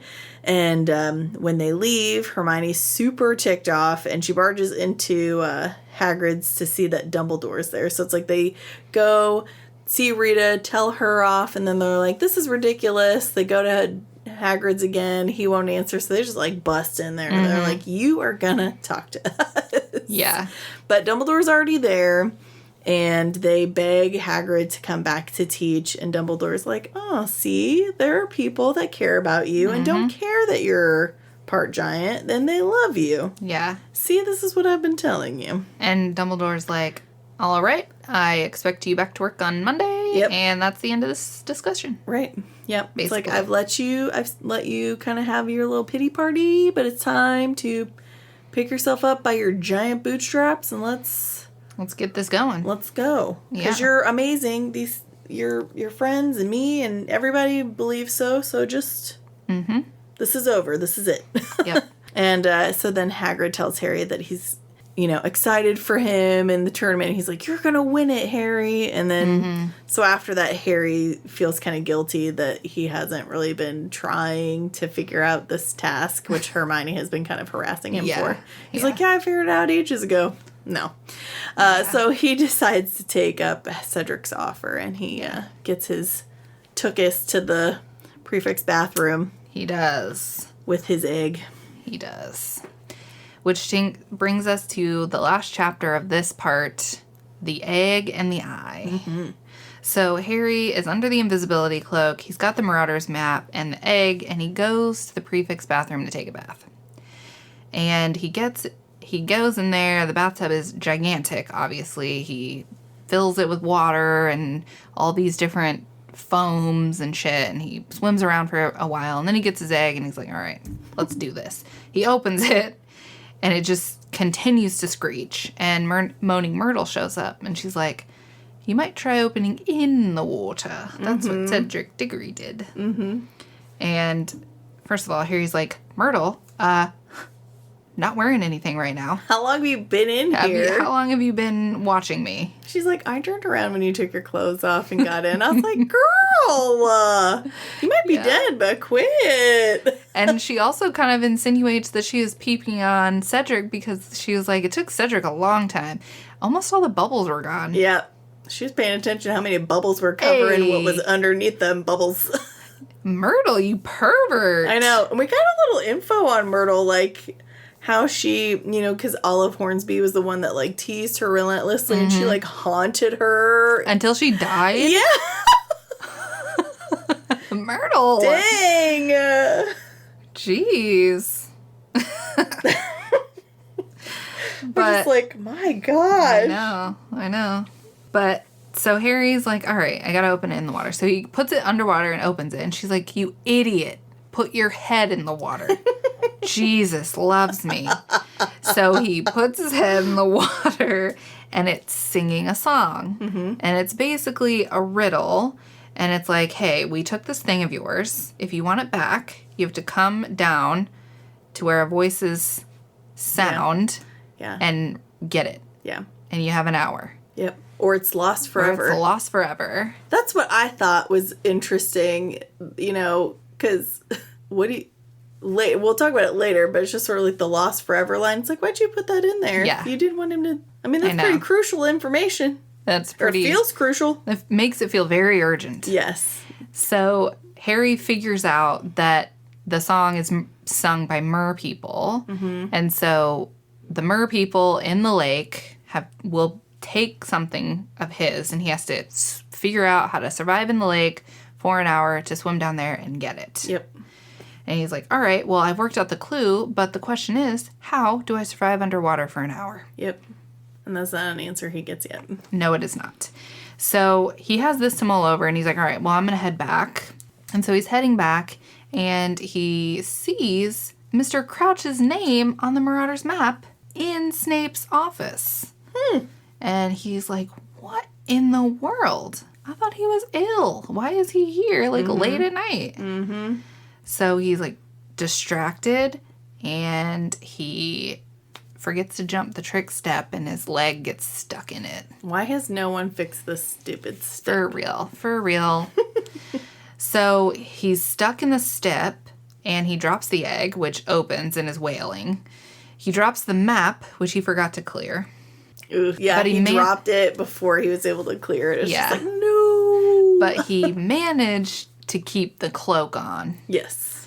So he's stuck in the stair, and there's tons of racket, and of course it's Filch who comes along, and then Snape, the two worst possible instances that could have happened. Yes. Snape and Filch. Yes. And Snape sees, he doesn't like actually see the map, but he sees that it's on a stair. Right. And he sees the egg, and he's putting two and two together. Uh-huh. He's like, I know who that belongs to. I know who, he's like, Harry Potter is right here. I just know it.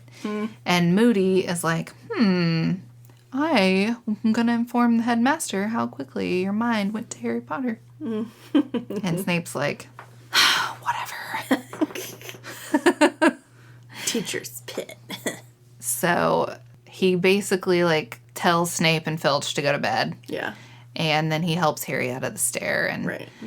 Harry gets his egg back, but Moody wants to borrow the map. Yeah. I love how he, like, you know, how it zips it out of his reach, like, before he can get it. And then it's, you know. But, yeah, he's like, can I borrow this thing? I mean, I did save your bacon and everything, so. I'm just going to assume the answer is yes. Right. Yeah, I was going to say, I don't know that it was really a question. Yeah. But. Yep. So that is where we're going to leave you for part 2. Mm-hmm. So come back for the final Part 3. Part 3. Yeah. Is there anything that especially stuck out to you in this section that you enjoy or do not enjoy? I think I really like the first task. Me too. I think the sections between Harry's name coming out of the goblet and the first task are really, really good at building, like, his anticipation. Yeah. And how like, hard he had it in those, like, few weeks. Because the first task is on November 24th, and his name comes out of the goblet on Halloween. Mm-hmm. So it's really like a 3-week period, but Yeah. it feels so long It because does. he's just going through it. Yeah. And it's just, it sucks. I agree. And like him and Ron fighting, and it's just like everything feels like it's piling on him, and then the first task just like immediately relieves the pressure. Yes, I agree. Yeah, it's such a big relief. Yeah. Yeah, but I agree. I love the build up to it and everything. But I as I already gushed, like I thought the weighing of the wands was really cool Yeah. and interesting. I thought it was cool to see how they each tackled the task differently, and then them making up. I was just like, oh, thank God. Yeah. It's a really, really nice scene between Yeah. them. And they don't have any, like, once they both in that moment realize, like, okay, that we're going to forget this happened and we're just going to go back to being friends. Right. Neither one of them are, like, awkward or weird about it. There's no, like, contingencies. It's just, like, immediately squashed. Yep. And I think that's really nice. It is really nice. I also like the Yule Ball section, not the ball itself. I mean, parts of that I do. I like that it like describes like Dumbledore dancing with Maxime Yeah. and Hagrid and Maxime dancing Yeah. and Fred and Angelina being really like, I envision them like standing in the middle of the dance floor, just like being like wild with their dance moves. Yes. And I just feel like that's amazing. Mm-hmm. So I like that scene a lot too. Yeah. But I think what this book does really well, particularly, is it has like the ebb and flow of action. So like you have like specific signposts through it. Mm-hmm. Like you have the first task. So we have like a build to that, and then the pressure releases, and then we have the mounting pressure again. So like Harry gets to like be in this little pocket of relief after the first task. Right. But then after Christmas, he's like, February 24th is going to come sooner than I think. Right. I better do something about this. And he starts to feel the pressure mount again Yes. for the second task. So Yes. we're now back on the upswing Yes. of this like pressure. Because even though he knows the next step, it actually just adds more pressure because then it's just Right. one more thing he doesn't know. Exactly. So I feel like the peaks and valleys are really clear in this book, and I Yeah. feel like it keeps the pacing like very, very on point. Yes. All of these books are really well paced. I think Prisoner of Azkaban probably is the least paced, I agree. but this one's very well paced. Yeah. Yeah, I agree. So, Cool. yeah. But yeah, that's a good, like, kind of little cliffhanger-y spot to It is. to leave it on. It so, is. yeah. We aren't ending this like usual, like we said. We're gonna kind of do our normal ending at the end of part 3. So So tune in for part 3. We will Yeah. give the conclusion of the novel and then our overall final thoughts, and let you know where this one lands in our ranking. our HP hierarchy. I'm sure you can figure out where it's gonna fall, but you know, I think it would probably be pretty obvious, but I think after this, I think up to this point, it's pretty obvious how the books are going to be ranked. But I think after this one, it's a wild card. yeah, For general, I mean, you might Yeah. know what mine is, but yeah. I think for our audience though, like my ranking is probably like opposite of what most people's is, you know. But yeah, after this, it is kind of like, okay, so what about the other ones? Because, Yeah. I mean, those are the ones that people usually pick their favorite out of. So, yeah. I don't know. I feel like I see a lot of people pick this one you know what? You're right. You're right. as the favorite, which I could see the draw, but it's not my favorite yeah. of the whole series. No, yeah. But Yes. I think there are a lot of lists that I see where this one is the number one. Yeah. Understandably so, too. I get it. Some also have Prisoner of Azkaban at number one, which I find eternally confusing. I do, too. I honestly think it's the movie that pushes that.